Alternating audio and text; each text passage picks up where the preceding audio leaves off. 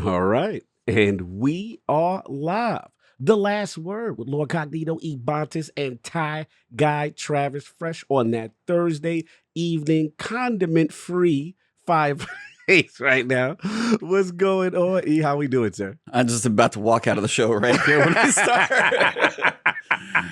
But yes, I do prefer most condiments not to touch my hamburger. That is correct. But no, we're doing good. It has been a very interesting week. I kind of bring our guest in so we can kind of jump into that. But basically just been kind of playing what's been given to us, kind of ready to finish up what's going on here so I can work on the backlog.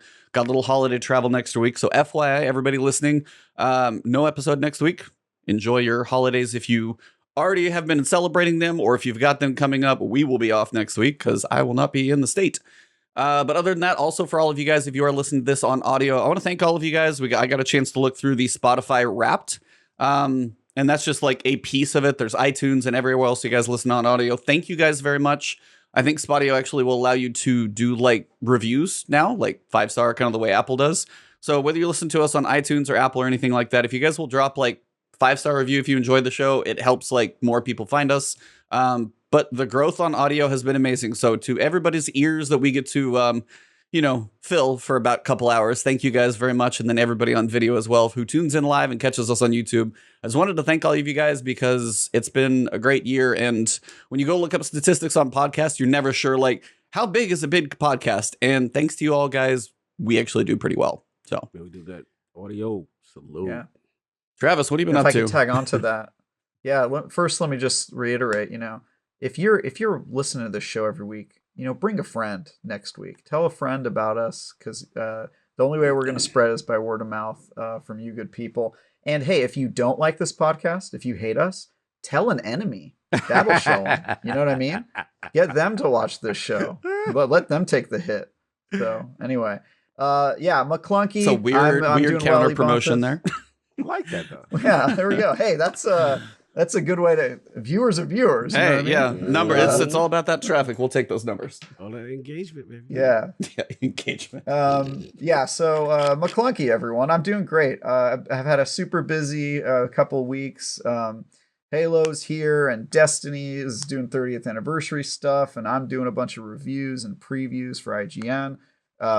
Last week I did a preview of a game where you play a 16-year-old girl accused of witchcraft and banished from her town, and she goes on a spree of using witchcraft in the origin story of Baba Yaga, which is really crazy. It's called Blacktail. You can see my preview on IGN.com. And then this week I will be reviewing Pray for the Gods, which is a Shadow of Colossus-like indie game that was kickstarted and is now fully out. My review will probably be up early next week if you have any interest in that game or that genre. And yeah, man, other than that, I've just been playing a lot of Halo and a lot of Destiny. How about you, Cog? Yeah, same thing, man. I mean, it's funny because I literally have not played Destiny for about a month and a half, and it felt so weird coming back. Like, I was lost. I was like, I literally ran the Ebontis video. I was like, I don't know what to do. What am I supposed to do this first? That's What's going why on with I'm this here horse? for the Yes. the lapsed veterans and beginners Yes. and experts alike. You can come to the Abontis videos to know what to do in the Yep. current seasonal content. He told me Cog, how. I'm sure you can agree, as somebody who's put in a lot of time into Halo. Mhm. If I had $1 for every time I hit RB to try to grapple hook in Destiny, oh my god, dude. Muscle Not having a memories. grapple in Destiny it's like so bizarre. I feel like the game's incomplete now. I'm like, where Bro. is my grapple button? I don't understand. Same. Well, it's like it's grapple or double or triple jump, apparently. I can't remember who I followed on Twitter. Somebody was like, it'd be great if he could double jump or something like that for Yeah. Chief. But outside of that, Yeah. I Oh, believe he it. doesn't need it though. He can basically fly. Well, I mean, Like, I'm I would good argue that the grapple hook is now. better. I'm Yeah. like, yeah, but Yeah, but it's been. I'm going. It's funny you said that because I've been going back and forth between both games recently. But yeah, Destiny. We'll get into everything what's going on with that. But yeah, it's been funny. I actually play again. I haven't done the dungeon yet. I'm saving that. So hopefully, I believe DJ. Oh, got to play with Teddy yesterday. Salute to Teddy. nice. I Nice. saw Teddy you guys saw me. playing, actually. Yeah. Yeah, Teddy is like, "What you doing?" I was like, "Oh, I need some dares." He's like, "I need dares too." So I'm like, "All right." So we messed around, did a bunch of that. I liked the mechanics there, and then What else? Just acclimating. I'll be honest. I'm a Dawning guy. We'll get into that. So it was some good catching up. But enough about this. We got a very patient and amazing guest Yep. waiting. So let's do the honors and bring this gentleman in. All right. Welcome to the Last Word episode 177. It's been a week of ups and downs, to say the least. Snowballs are back in Destiny Sandbox, and the Dawning armor is shiny as ever. And yet there's darkness looming over Destiny right now as skeletons are coming out of the closets up in the Northwest. We will discuss that here in a bit, as it is something that shouldn't be ignored. But tonight we are joined by a guest, an addict of this franchise, just like many of the rest of us around this campfire. Also, like many of us around the campfire, he isn't a spring chicken, as his gaming days go back to the ColecoVision, and that is a real thing to the young whippersnappers who think I'm making a word up right now. But seriously, our guest today is a really nice guy who enjoys gaming with his wife and got hooked on this little franchise called Destiny. That's right. This man is one of the lucky few who has to compete with his wife to see who games more. He may take the title in Destiny, but it may be safe to say she has the better trophy list. So let's welcome a dog dad of a very adorable doggo called Casper. Yes, the dog is white, so we will allow it. Cube Rule Ambassador. Don't worry, we are going to discuss that too. Producer of EDM music, so you know he always has great beats. A man with over 5,000 hours in Destiny 2, so you know he has been around the galaxy just a few times. The one with a profile pic that may blind you, or him, I can't quite tell. Mr. KevinOSX. How are you doing, sir? Welcome. Thank you. Doing great. How have you been? What have you been up to besides living in this game? Not much else. Been excited to jump back into the Dawning Nice. event this week. It's always been one of my favorite events because it was my first event in Destiny 2. Okay. And so it sort of has that special place for me as that first one, and I always really liked that first armor set back when back when it was loot boxes. Yes. Yes. Loot box era. Correct. Uh-huh. Yeah, and I remember, I actually went and bought some of those loot boxes because I really wanted that ship that was part of that time, the one that has like the curved wings and stuff like that. So, Yep. Did you get it? yes. I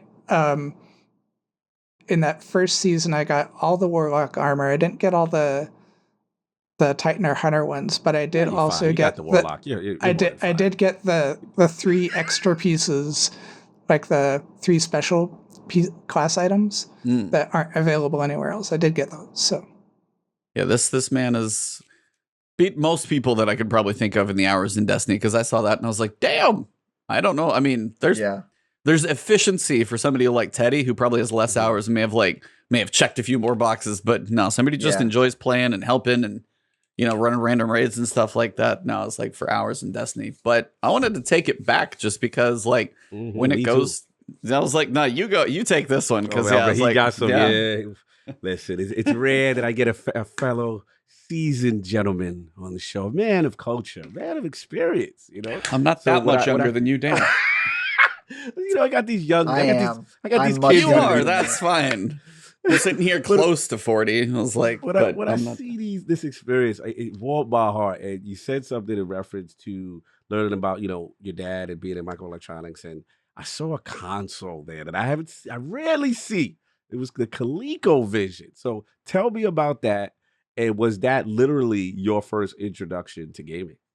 I think that actually probably the first one was some Atari one with Pong, whatever that was. Yep. I have no idea what version that was, but the ColecoVision was the first console that I really remember playing. That we had the game cartridges that we'd put in, and I remember there was like a Donkey Kong game, and there was this game called Looping where you'd fly around in a plane and have to shoot these balloons, and the only way that you could only do like loops. So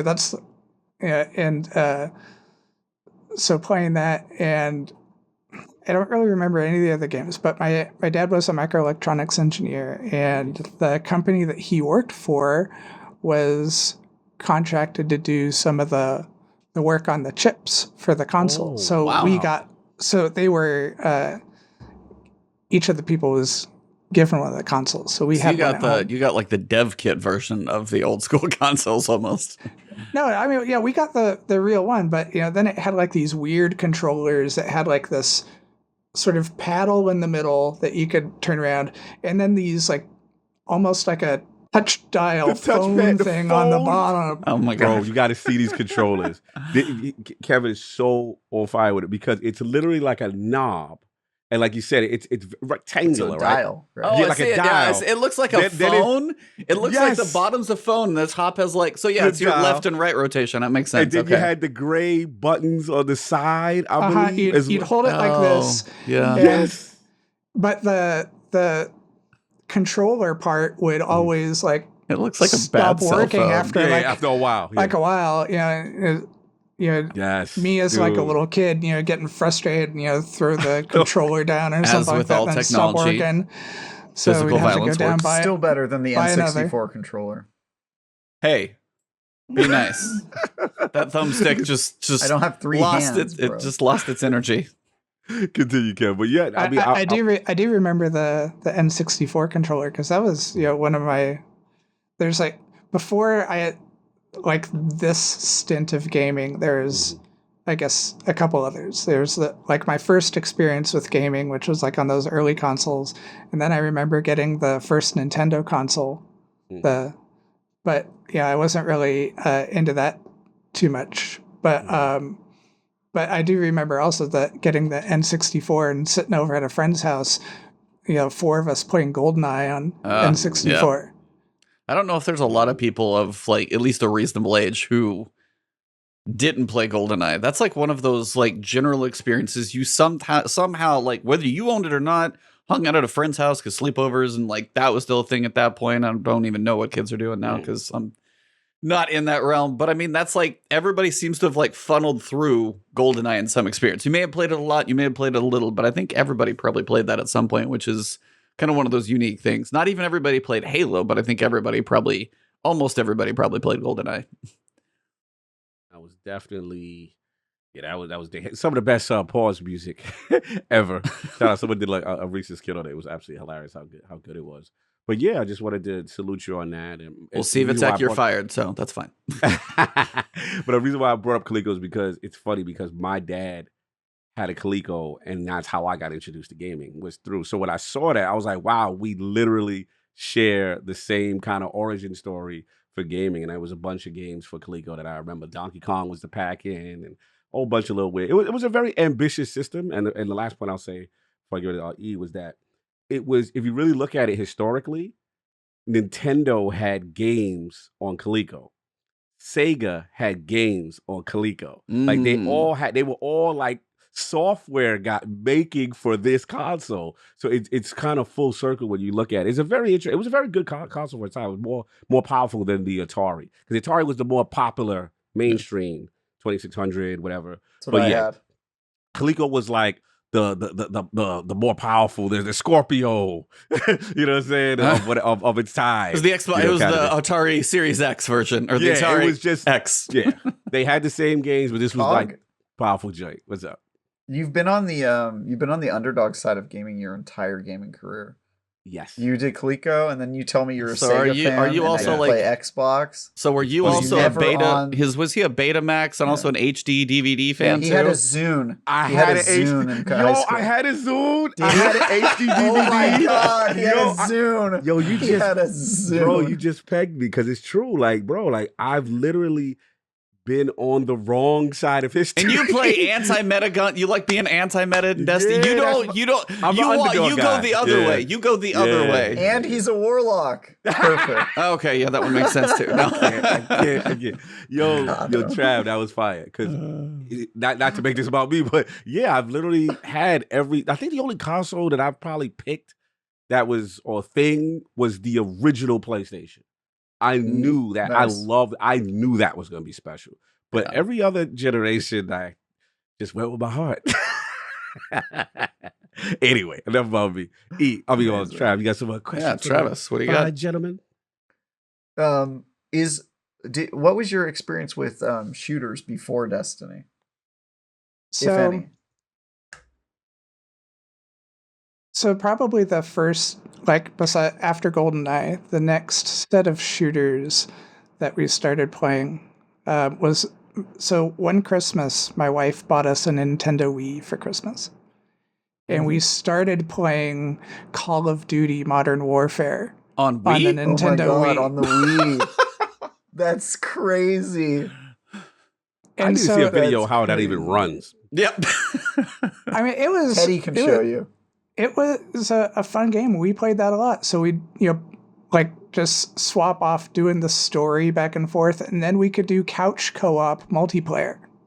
See, that And is a so rare we- thing now these days, actually. So we Very were rare. we were doing a lot of couch co-op Call of Duty, and then like after that, there wasn't more games like that coming out for the Nintendo. So I bought winter. I bought us a PlayStation 3, and so we started playing more. We started playing Call of Duty again right away, but then we were still looking for what is a game that we could play together. There were so many games that you could only play one at a time. Yeah.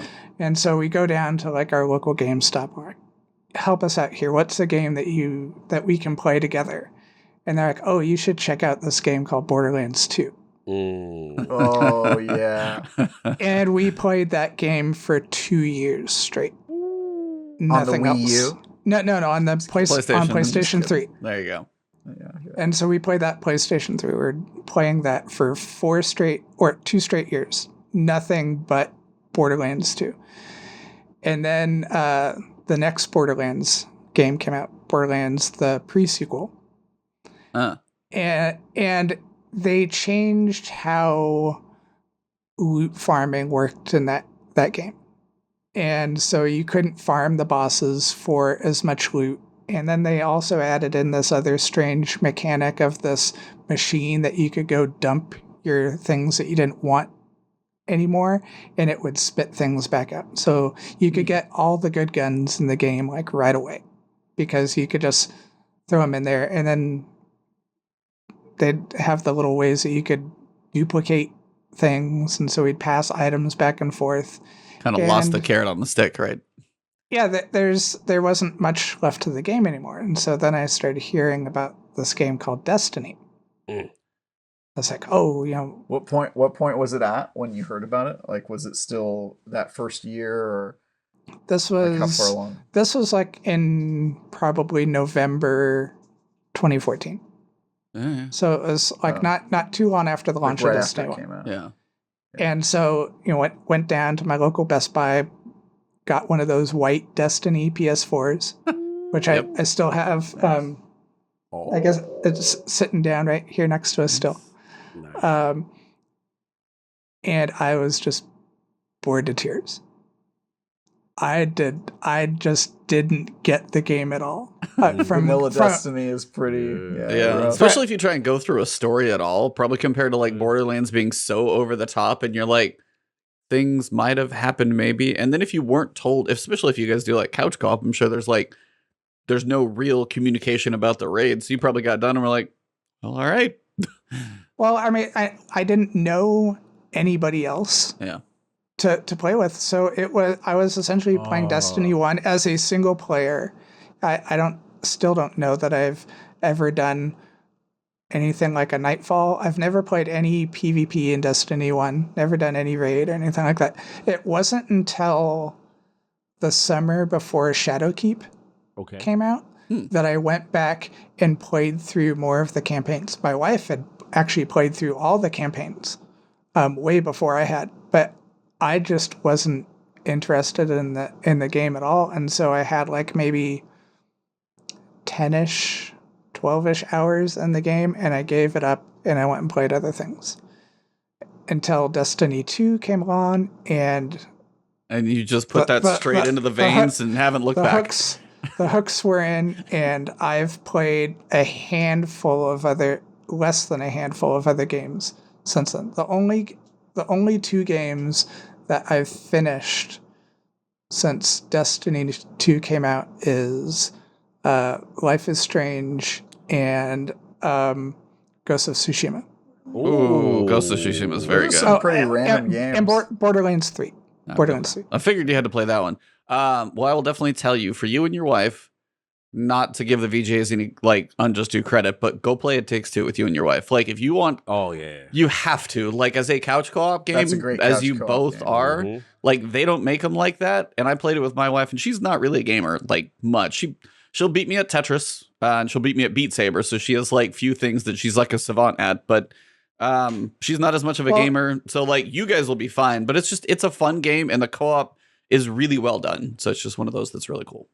Well, and so then the other thing that sort of evolved with us playing games is that we started out, we had our Nintendo Wii, and then we had our PlayStation 3, and then we had our PlayStation 4, and then at some point, at that point, we were getting really into, we were just playing games all the time, and but not many games that we could play together, and so there's one year I was like, hey, tax return season's coming up. We're gonna, get a good sized return from this. How about we go buy some things and we take that extra bedroom that we have upstairs and we turn it into a game room? Ooh, and so we ended up having our own consoles. And so we each had a PS4 and a PS3 that we played stuff on. But then it was that summer before Shadowkeep came out, I started getting more interested in PCs, but I was so confused. I remember I had talked, I think it was, I had replied to, I think it was Moonfall from Planet Destiny. She'd made some post on Twitter of like, I don't know about all this PC stuff. And I replied to her, I'm like, I am totally confused and overwhelmed. I don't understand why there's 500 motherboard options or anything like that. And Abantus replied to me and said, hey, tech support, we should talk. Yes. And so Abantus is actually the one that helped me spec out the first PCs that we bought. And this was another thing. So before I got those PCs in whatever year that was, Shadowkeep, I'd never owned a Windows computer before. I've been an Apple guy the whole time. Hence the Twitter handle of OSX, right? OSX, yeah, it makes sense there. I've been an Apple person the whole time. I've never owned a Windows computer. And even professionally, I think there's only maybe like 3 years in my professional career that I've ever used a non-Apple computer for things. And so... It's an Apple home. I can already see. That's an Apple home. They have that blue iMessage lockdown. Yep. So, I worked with E on specking out what the PCs were going to be, and said, these are the games I want to play. This is sort of the performance I'm hoping to have, and ordered the parts and built those myself. And so we both have our own PCs. She's sitting here right next to me playing Horizon Zero Dawn on her PC. Beautiful, yeah. Didn't they just get a recent PC update too, I believe? Yeah, I think it got DLSS and stuff like that, yeah. Shout out to Nixon. So yeah, we went from Coach Co-op on a Nintendo Wii to both having our own PCs. To wired LAN setup at home. So that's kind of a beautiful story there. But yeah, it's like, I mean, it's like I remember I've helped a few people over the years on Twitter, and they're just like, I don't know what to do. I'm like, well, kind of what are you looking for? And I can point you in a general direction, because right now building PCs is awful. Not so much that there's so much to do, but it's like getting a hold of the parts, and mostly the important ones like the GPU is impossible. Like I literally, it's like every so often I see one come through, and like if you look for somebody who's looking for a part, they're everywhere. But yeah, back then I was just like, all right, here's all the different things, pretty available, go pick them. And you were comfortable enough to build them, which is really cool too. I've helped one or two people actually with questions and building, but I was just like, you didn't even ask, you just knocked it out. So that was cool. Because this was about the same time that you were helping Cool Guy with his build. Yeah, I did. Oh yeah. Yeah, cool.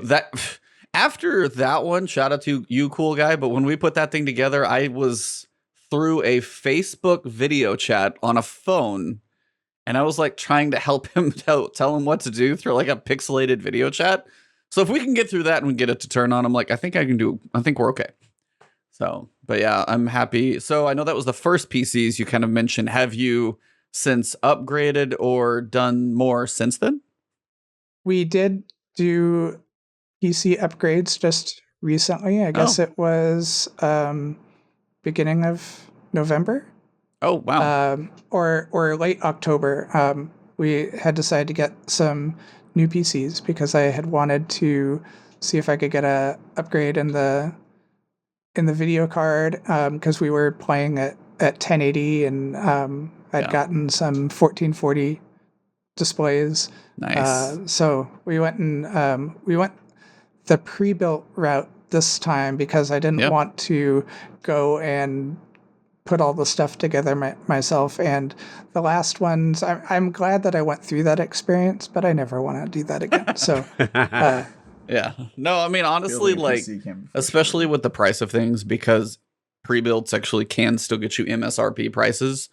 There's some decent ones out there. There's some schlubby ones if you go watch a couple Linus videos when they kind of take you through, like, there are some good ones, though. So if you do your research, they're not all bad, which is, it's nice to have those options.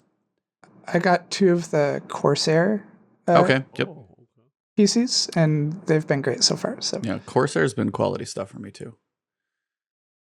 Well, very good. But yeah, I just kind of wanted to. So obviously, you live in Destiny, like live, breathe, sleep it with the 5,000 hours. That's quite a bit. I haven't done the math over the hours of release over years, but that's a lot.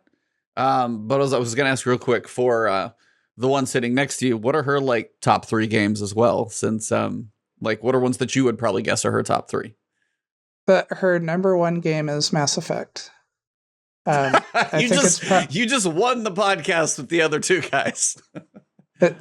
Which game is her favorite? Those 2. It's probably Mass Effect 2. She has her headphones on right now, so I can't ask her directly. You actually right now you're going to need to tap her shoulder and ask because they need to know. Which is your favorite Mass Effect game? 2. You gotta win it. Okay. After that, it's probably The Last of Us. Nice. What's your third favorite game? Borderlands 2 is her third favorite game. That's got to be in the list for the 2 years you guys spent together. That's awesome. And every now and then she, like this week, she's been playing a lot of Destiny with me. Nice. So we've been doing the Dawning stuff. We did the dungeon for the 30th anniversary last week. She jumps in at the beginning of the season, and we just that's great. Hang out, and do stuff Play together, stay together. That's the dream. Yep. Seriously, yeah, you guys are set. If you got that type of game room set up, and you just sit next to each other, game, and like, yeah, you'll be able to do that until cows come home. So yeah, but she is much more of a completionist than I am, and like your intro saying that she has platinumed just about every game that she plays, goes after all the little trophies and things like that. Nice. And here I am playing this one game. Do you even have max trophy score in this thing, or like? Oh, no. He's like, I don't need all that stuff. I do go after a lot of the seals. Okay. Except for the ones that I think are outside of my range, like the PvP ones. Like, I'm not going to have the flawless one. I'm not going to have the unbroken one. But I try to go after all the other ones. Well, very cool. Shout out to the wife for letting us steal a couple hours away from your family gaming time there. But I'm going to bring unfortunately, at this point, we're going to transition and kind of bring the tone down just a little bit because we have to. There's no way this literally, I think, dropped hours after, or like, I don't know if it was after, the next day, I think I tweeted, I DM'd you, Travis, when I saw all this stuff come out, because obviously you had an idea it was coming because you worked there. But yeah, so last week, shout out to some pretty in-depth reporting and a lot of information that's basically came to light with regards to Bungie's, culture and kind of a toxic environment. As we know, Bungie had a 30th anniversary, and the company's been around for a while. Not to excuse anything, but again, some of this stuff is older, some of it's newer, and then more started to come out. We had HR director literally step down. That one came out as well recently. Multiple content creators have kind of come forward with their experience just almost in like kind of contract style work. But also on the other side, not to discount anything, and we're going to like kind of talk about it just a little bit, but also having seen the way that another company going through some things is handling things right now, and then to see the statement from the CEO of Bungie come out and basically kind of try and at least own it on the chin. It's nice to see somebody kind of take their lumps and say, we are not perfect. We are trying to get better. And I think that is at least one of the like silver linings to this whole thing. But the grand scheme is, this is not like exclusive to Bungie. Go to any corporation, any industry, especially the more you get into trades. But I mean, you picture gaming, for the longest time, it's been more male dominated. So, but I mean, picture a corporate environment. Go think of like older shows, Mad Men. All the sexism and all that type of stuff has been in like literally the workforce forever. It is a good thing that more and more of it is being made public, because that stuff should not happen. But it is really unfortunate to see a company that a lot of us hold in high regards, to see this type of stuff come out. So I kind of wanted to get everybody's thoughts on that one. I know everybody's kind of probably talked about it in different places, but if anybody wants to talk, have thoughts, or just if there was anything interesting that you like kind of got a revelation on this week, anybody want to take it? So I guess the one thing that has been in my mind a little bit first is that I think a lot of people at first missed the IGN article, and what they saw first was Pete Parsons' response. And so immediately there's sort of this response from everybody in the community of like, oh yeah, Bungie, you're great. This is why we support you and stuff like that. I'm like, no, hold on a minute. Yeah. You missed this other thing. You need to go back and read this. And I think everybody, at first was quick to jump on this. Bungie's the good guys, or you're just, almost like in the Star Wars scene of like, you were supposed to be the good ones. You weren't supposed to join them. You were the chosen one. And so a lot of people then going back and seeing, no, I can't believe that this is happening. Not Bungie. And I'm thinking, I interact with a handful of people that work at Bungie, and all those people have been great. But we're talking about a company that's over 800 people, and I interact with 5. Right. So, as great as those people are, sure, it looks like there's some bad apples in there, and hopefully we can see some movement here to fix the things that have been pointed out. It sounds like from that article that there's a lot of people that are feeling that there are some positive things being done and that things going in the right direction, but this isn't going to be something that's solved overnight either. No, I mean, I think that's the important thing, is that is it Rebecca from IGN? Is that the right name? Yeah.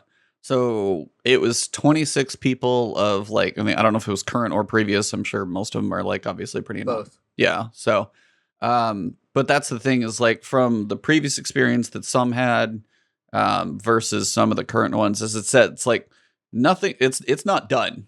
But like, as it said, some of the more recent ones have said they have seen steps being taken. Like they've been more on the proactive side of trying to at least start making changes and get things going in a proper direction. They're not done. They're not close to being done, it sounds like, because it's a very hard ship to turn.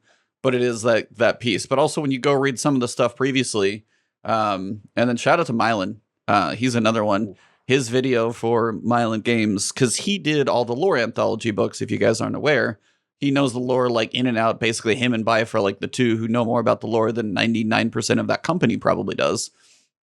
And we were lucky enough to have them both on the show too. But like that video is hard to watch because, I mean, he scripted that one to make sure he kind of said what he wanted to say and didn't get too far off. But just his tone and the way things went down for him, they mentioned all this kind of old guard of Bungie, and there was the franchise, and the narrative team seemed to be part of the focus of the discussion. And it is really unfortunate to see, even for him. He's like, I mean, he's a white guy, and he still even got to see a piece of it. So then, on the other side, like, if that was his experience, for sure, it's like it only probably gets worse on the other end, which is really, really sad. Travis, what about you, man? I know you were probably closer to this thing coming out and knew it was coming. So I was like kind of curious if you had any thoughts or if you would rather stay quiet, depending on your position. I don't really know what statement to make because on one hand, obviously, these problems shouldn't exist, and it's important as a fan. I feel like it's your obligation to speak up and ask for companies that you love to do better. And Bungie means a lot to me and a lot to the community of Destiny, so you want to do it. But on the other hand, like, I'm friends with a lot of people that work at Bungie, and so I want better work conditions for them, and I want them to be supported and feel like they have the support of the community, that we're not on their side, we're not attacking them. It's a difficult line to walk, but ultimately it's better for everyone, right? Like the 26 people that spoke with our reporters at IGN, they didn't do it because they hate Bungie, presumably. I mean, maybe some of them have an axe to grind that don't work there anymore, but a lot of them still work there and still like the company and want it to be a better place. And going through HR apparently wasn't working, so the only way to make change is to talk to a reporter and hope that they have enough influence and reach to make your story reach a wider audience. So, yeah, I mean, this is something that needed to happen. And it sounds like, based on the report, steps have been made to fix this before the report even came out, right? Like, this is something Bungie knows is a problem and has been working on it for a while. And I think the report coming forward was not news to anyone on the team, and it probably wasn't news to Pete Parsons. Well, I know it wasn't news to him because we sent the article to him beforehand. Yeah. But I think even before we sent the article, it probably wasn't news to him because they had been making steps to change their culture. They eliminated mandatory arbitration. They've been doing those inclusiveness groups and stuff like that. So I think this is something that they've been dealing with for a long time. And if you look at also people who've left Bungie over recent years, especially people that were very big names at Bungie, you can kind of see that they had already done some stuff to remove some of the so-called rock stars in their culture. And even some of those rock stars were my friends too. So it's a brutal situation to have to confront, but ultimately workplaces should be safe for everyone there. And it sounds like they weren't. So, you got to do what you got to do. But yeah, it's this story gutted me. It was tough to look at. And I can't imagine how people felt to get surprised by this last week. But yeah, it's brutal. Yeah, I mean, I'll jump in. I know, Trav, that had to be tough for you because obviously, with IGN, and then obviously you got friends on both sides. So it's just it's a difficult thing. I think I kind of mirror what Kevin said in the sense that, like, when I got the news, it was like, damn, not you. You know what I'm saying? Like, as you said, you were the chosen one. I mean, it's like Kevin kind of said it. Like Kevin said it, and it's just, look, it's one of those situations how I look at it, like, no company, no corporation is exempt. And as great as Bungie is, and we love them, and we love this game, and we love this franchise, this culture is still going on, and it happens a lot of places. And to me particularly, because I was kind of getting the story late, it's been a busy week, so I'm just kind of catching myself up. But I did catch Mylan's account, and it really bothered me because the thing that bothered me, and a lot of people, if you work in corporate or just in general, one of the most disheartening things is to put your heart and soul into a project, and someone then not only tries to discredit what you're doing without giving proper constructive criticism, but then take credit and ownership of what you did.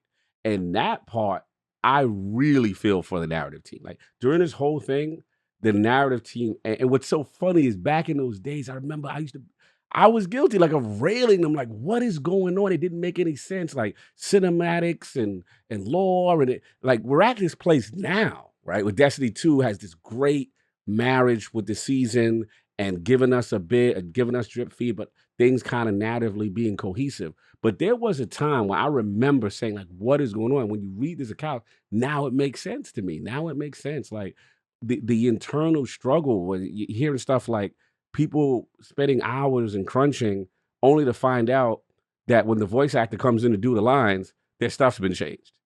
like that, bro. That hits the soul. So, the discrimination stuff, obviously not good. The gender stuff, not good, kind of thing. I mean, to E's credit though, shout out to Pete Parsons for getting in front of it and not running from it, right? Not saying like it didn't happen, basically saying that the bad actors are out of there. Clearly, whoever that one Mylan was dealing with was clearly a problem because it seems like Mylan seemed specifically touched by that person, and he could only imagine if in that small window of him making an anthology that he was in that level of rage and frustration as a part-time or contractor kind of situation that he was. Could you imagine being day to day with that person who's giving you that push-pull? So it's just tough.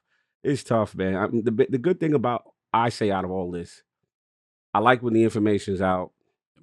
Now we move forward. Now let's put in steps to really course correct, to really make sure that, all the bad actors are out and people are actually valued. And I will say this, I do feel, to Travis's point, that something had changed because I just feel this great cohesion with the narrative team, like say for the past 3 seasons, 3 to 4 seasons. Yeah, It's something, really, however long that took to come together, Yeah. seems like the fruits of the change seem to be Yes. paying out this year. It really does. and for the first time, I seen the narrative team be more vocal and active on social media. And hey, we wrote that. And one last thing that really bothered me, like, we all, the joke between me and you, Eve, last word, aka Flashpoint, was Long point. started. The long point, right? Oh, was yeah. started at the Curse of Osiris, which is literally the lowest point of the franchise. And to hear the accounts of what was going on Yep. during that, right? So it's so crazy. And two last things I want to comment. I know I'm talking about, but 2 last things I do want to comment. The Devin K Yes. sexuality thing, that was weird. Like, Yeah, they were like very cagey about that, basically. yeah, they fought to keep it out. It was like a one-liner. All he said was like, I remember hey, that too. yeah, I remember that. I was like, oh, that's cool. I was like, all right, it wasn't even a big deal. He mentioned a line like, hey, I miss my boyfriend, or whatever it was, the guy's name. When you were in the EDZ, he would say that like when you would go past. It was like one line of 1,000 lines the man would say, right? Yeah. And to see No, I mean, go ahead. No, say Chad. You about to say something. I was just gonna say I remember it from the Bungie side because I did the on-site review for the base Destiny 2 game, Vanilla, and I remember some of us had just discovered that line in the game, and we were sitting around eating lunch, and there were some Bungie employees there, and we were just like, "Hey, is Devin K gay?" He mentioned some guy, and the guy kind of like looked like he was like surprised, and then he goes and looks at somebody else on the Bungie team, and then looks back at us, and he goes, "Oh, so you guys caught that, huh?" And we were like, wow. And I just remember like that weird moment and that look of them being like, "See, people did notice," and another guy like there was like a little like they were transmitting some sort of message with them, and I was like, "That's kind of weird." That was like a weird moment, and I didn't really know what I was saying, but then when I saw this article, I was like, "Oh my god!" It's because like Years it was a back. thing. Yeah. Like they had to do a whole thing to like get this one line in, and I think it was them appreciating that the one line did have an impact on people who wanted it, Right. Because I think it was a compromise of like you can put it in there for people who want it, but don't like shove it in people's faces. You know, I think that's the line that they were trying to walk at the time. And then now they're like, yeah, we're gonna have Saint Osiris be in the lore, Saint Osiris, like it'll be like a prominently featured, but. At the time, that moment is in my head. It will forever live rent free in my head of that moment between the 2 Bungie employees. Yeah, and I just thought about it. It was just like, I'll give it to you, Ian. It was just interesting to me. But then again, I find it funny that some of those who fought against it had no problem taking the credit when it ended up being exactly a great thing. right. Hey, And be like, oh yeah, that's the problem. No, I mean, and that's the problem is This isn't news, unfortunately. It's just news because Bungie's the one in the headline, but you could fill in most companies that are big enough that have a lot of employees that it's going to be there, because industries that are big and small, it's like, well, I've worked around like a lot of contractors in a couple previous jobs. Any idea what words get said around that type of group of individuals? You can only imagine. So it's like, and yeah, it's like it's a whole bunch of good old boys talking or whatever like that, but it's like, depending on who's walking around the counter, it's like they don't, and it's like that stuff in a gaming environment. It's like, yeah, it's like, so whole bunch of guys make games. It's like girls like to play games too. Shout out to our guest and his significant other right there is equal, if not, playing more games than he is. He may have hours in Destiny, but it's like they play a ton. Like they both equally play. So there's no reason the environment to make the games should be any different. And it's taken a long time for even girls who enjoyed playing games growing up. It almost seemed like you could have like nerdy guys growing up. I feel like I was one of those. I was like the video gamer. I was like the nerdy video gamer. I took a couple computer science classes. I was not the popular kid in high school. It's fine.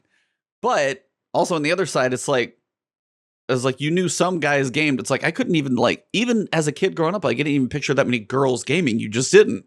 So it's like it's been even harder for them to probably enjoy this hobby growing up, and then to try and get into a job and build something that they enjoy, just to go through a work environment that's as toxic as anywhere else, even though they've already had a hard time to go through it. It sucks to continue to see this type of stuff. And as you guys said, it's like Bungie is trying to make change. The past couple of years seems like they are working on starting to turn the ship, and it's like that's not done, and that's why I kind of want to be clear. But on the other side, it's like, there you go. It's like, see, New Red's always got random facts. Centipede was one of the first games coded by women. So it's like, it's been happening for a while, but it's like in all these groups, it's like, and I'll say it, it's like, I'm going to say the A word, the Activision word. Seeing all of that's like, it doesn't seem to be quite that bad, but it's like, there's always stories that you don't know as well, which is unfortunate.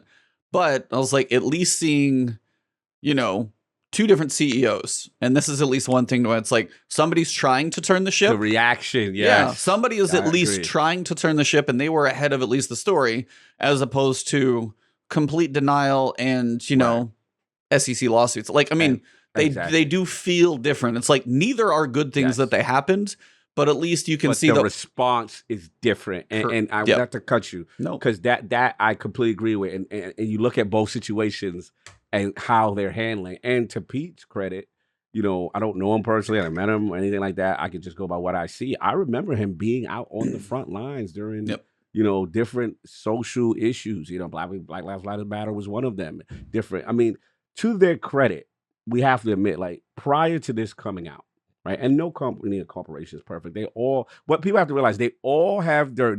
There's all skeletons. There are bodies buried at every company that you like. Yeah. Well, it's like, unfortunately, there's a very recent example too. Do you guys remember Nicole? Nicole Goulson. I'm probably getting her name wrong. I think that's it. She worked on their social team. Yeah, she was on social. I think she did some of the video reveal type things. Yep, she was more marketing. As we've been in since we've been in COVID, and they weren't doing like the full produced videos done in the studio. She was the one that would sort of take over the role that Deej used to have, as being sort of that talking head voice, introducing the videos and introducing who else was going to be speaking. Yeah. Okay. So what's going on? Tell me, educate. She only was there for a year, and she left recently. And she kind of retweeted and called this article out. So if you go look her up, and one of her very short tweets was pay women.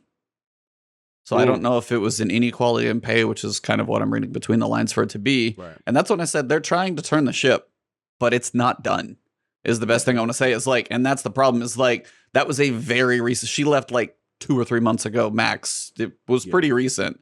And that's unfortunate to see as well, that somebody who was recently that hired, and then again, a female, not equally treated. And that's one of those when it's just like, it seems to still have been a recent thing. So again, the more of this stuff that comes out, the more transparency. And then, like, to follow some of this recent stuff, you guys probably saw there are a lot of tweets of salaries. This is what I do. This is what I get paid. And a lot of those were at Bungie. I saw one person kind of delete it and take it back. But most of like, that's kind of one of those things. And I've heard another place, like just random for anonymous source, some lady was just like trying to collect general salary information, because salaries are such a private thing in general, because employees don't everybody know that you could be doing the same job, but this guy gets paid $20,000 more because we hired him from the outside, but we promoted you from the inside. That's the sad thing, is if you work at a company for a long time, you are kind of screwing yourself in this day and age. That's one of those weird things. Like if you don't move around, unless you have just like, you know, really, really good company, but most of the time they're like, hey, here's your cost of living increase, or here's your 3 or 5% increase. But if you go move to another company and you're like, you know, what salary are you looking for? And you ask for like a 15K bump or something, you can get that, as opposed to like, here's like your tiny percentage change. And it's just unfortunately, because most industries don't have unions, it also depends on how good at negotiating you are. Right. Which I feel like is not a skill that most people want to have in their lives, but you kind of need to. Yep. That is so and key, the games what you industry just said. doesn't have a union, so it's like Mm-hmm. it's like, are you willing to be like obnoxious and quit your job and like get in somebody's face and like do all the things that you have to do to be a good negotiator? It's kind of it's a weird thing. You kind of have to have two jobs if you want to get paid well. You have to have the job that you do, and then the job of like managing your own career and negotiating for yourself and that sort of stuff, which is it's an unfortunate part of having a job. Yeah, that's the unfortunate part of the games industry. And I mean, that's what made me shy away for a very long time. You know, it was these kind of things. And, you know, there's not a lot of places to go, right? It's like it's outside of maybe what, San Fran, Washington, few here in New York, you know, you have to uproot if you're not from those places, you have to uproot your life to do that. Speaking and then of, to be sorry, when you said uproot, I thought of the Raven software. Where did they go? Do you know what I'm talking about? Raven Software, they're a whole bunch of they all uprooted their lives. I think they went to like Wisconsin or something, and they were promised like raises and to be hired, and all gone. I was just like, that's just like that was terrible. The thing that disturbed me particularly is, you know, besides the fact, like you said, I've always want to be pro dev. That's just how I am. I feel these are the creators, these are the people that loved it, make the experiences I love. So I respect the sacrifice. I respect them doing, instead of a traditional 9 to 5, they're making these games or whatever, and they you know, move across the country or whatever to do that. But the thing that bothers me, that if it doesn't work out, right, there's not a lot of places to go. And then the second thing, but particularly in this situation, where when you're hearing things like, if you are not treated fairly, or you feel you're harassed or pay discrepancy or whatever, because no union, and you go to HR, the thing that bothered me is they were like, you literally putting your job on the line, because HR was so in pocket with the culture, right? So if HR is in pocket, that's the problem. Is HR is not working for the employees. Generally, HR is usually working for the company. They are paid by the company to protect the company first, sadly. Most of the time. So now, all the time. Yeah, like now you're in a situation where, okay, your job is in jeopardy, and now what are you going to do? And some people have the tough decision to stay in it and suffer, right? Because they're literally at the mercy of where else are they going to go. Well, and usually it's like families to provide for, and anything else is it's like you're just they feel stuck because they can't leave, because like, I need to pay bills, I got to put a roof over my head. How many other places can I go? Like, as you said, it's not easy to get to any of them. So they got one and they feel stuck. Right. And my last point, I will say this about HR, because I feel like HR gets hammered on a lot. So HR is there to protect the company, but protecting the company doesn't necessarily not align with the interests of the company. Because if you go to the company and you go, hey, this guy is sexually harassing me, HR's first thing is, okay, well, how do I protect the company?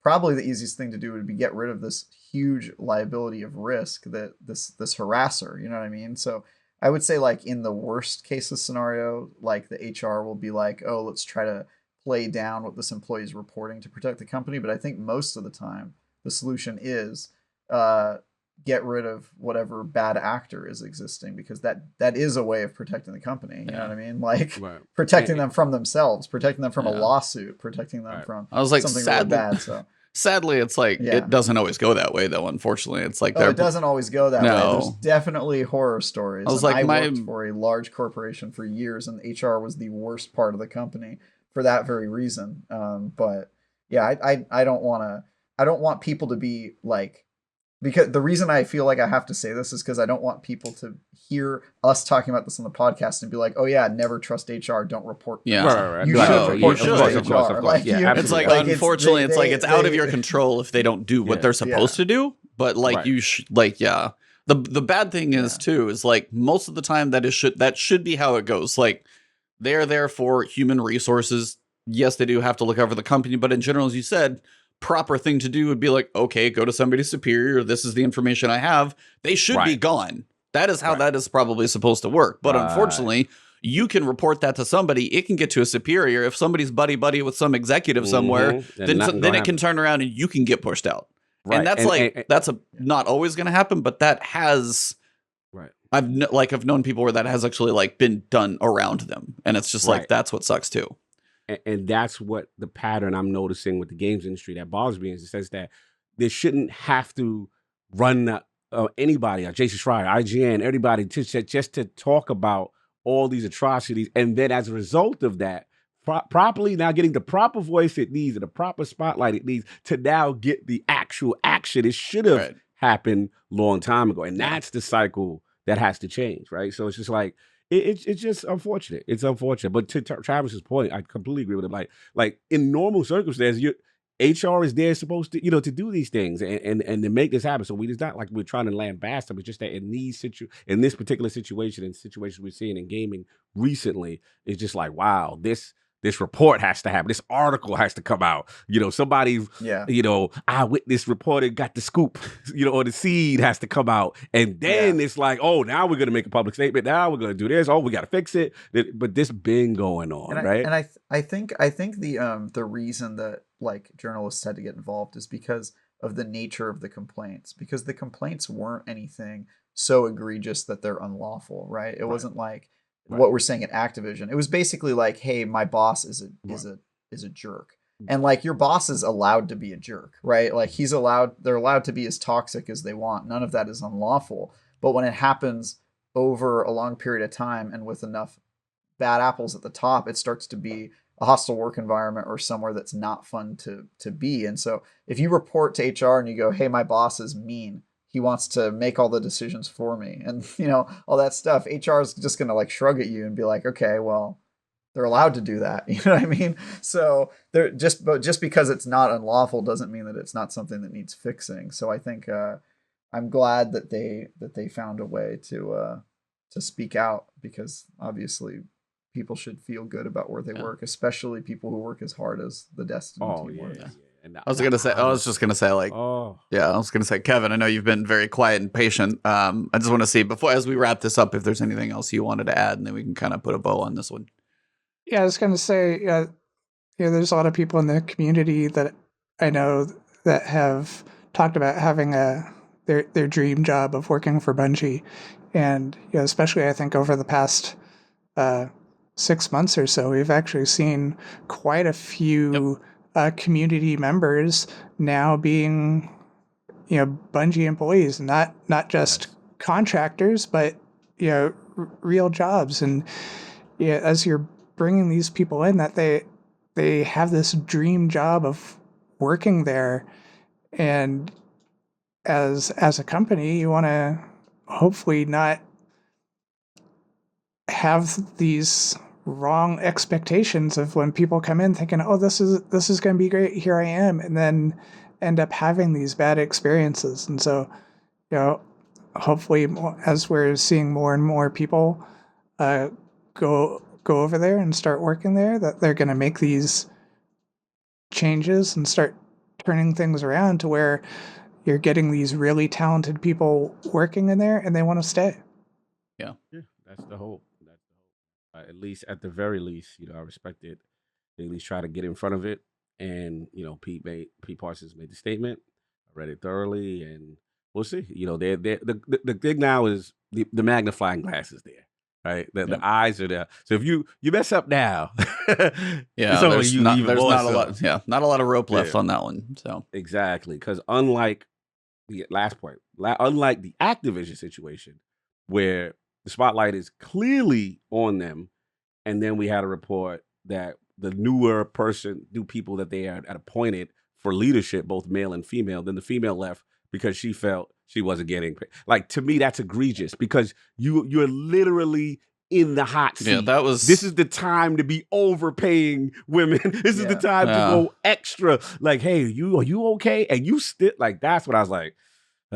Yeah, then I was like, and that's also some of the stuff that Activision's being accused of is illegal. Oh yeah, that is out. illegal. There is a difference. Yes. Oh, There's a difference between different. Activision. Yeah, it's on another level, and that's why it's like it's not good. We don't like to see it, but again, it's like when you do compare how it's being handled from executives down, and also what was done, it's like it is a different level. Neither should happen. Neither are good places to work. But again, yeah, it's unfortunately to see the other example that. Someone lost their life. Exactly. So it's pretty bad. Awful. But as we kind of wrap that one up, biggest thing to say to all you guys is treat everybody with respect. Male, female, does not matter. Just treat each other with respect. The golden rule seems really stupid and simple, but it is exactly that. Like, treat somebody how you want to be treated. I mean, granted, if you're an asshole, then that's different. You may have an issue with that rule, but generally, treat people with respect, because in the grand scheme of things, that's like, we only work together if we do this decently. So, I did want to ask our two guests, though, depending on how much of it you actually followed, with regards to the Game Awards. I know Cog definitely watched it. I don't know if you paid much attention to it at all, Kevin. Do you guys have, because we gave our full thoughts on it, and I'm sure there's been plenty of those, but at least you two guys, since you probably haven't had a chance, at least with the four of us, to kind of bounce everything off. Thoughts on the show, any big standout reveals, kind of fun moments, any surprising rewards? Kevin, you can go first, because guest, I know Cog's talked about this a little bit. I've already listened to part of his, so. I like that you called Cog a guest, by the way. That's gotta hurt. I like that. Guest now. I mean, I guessed every day. So there's one game, and unfortunately the name isn't standing out to me right now, but it was the game from some people that formerly worked on Dragon Age. Bioware? Do you know what was going on with the game? What type of game was it?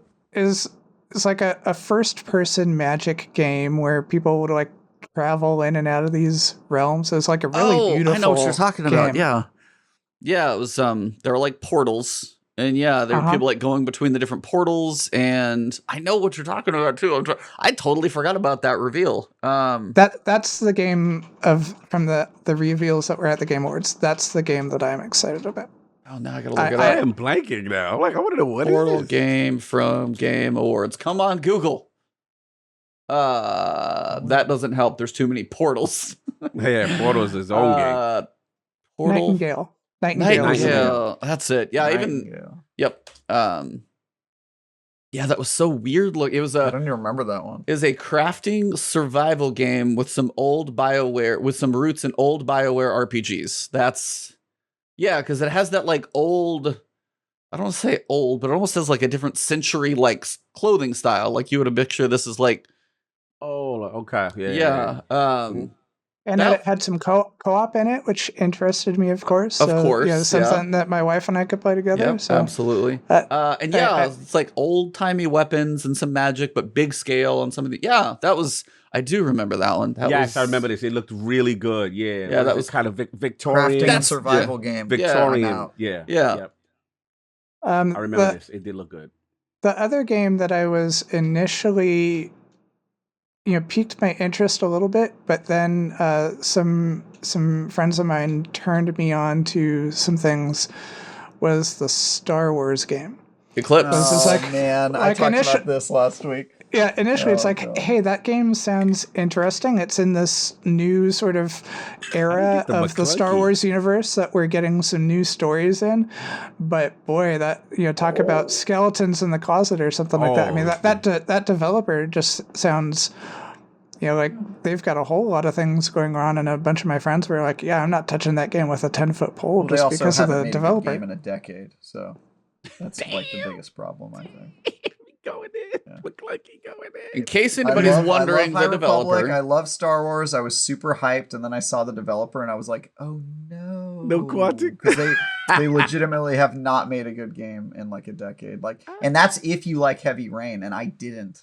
Oh, I didn't. Okay. Like Your Heavy Rain, Beyond Two Souls, Detroit. Those are the big Beyond Two three. Souls is bad. But if you don't like Heavy Rain, I like Detroit. But if you don't like that, you'd have to like it. Detroit, dude. They make the robots sit in the back of the bus. It is so cringy, that game. It's so like bad. Android Oh my discrimination. Let's go.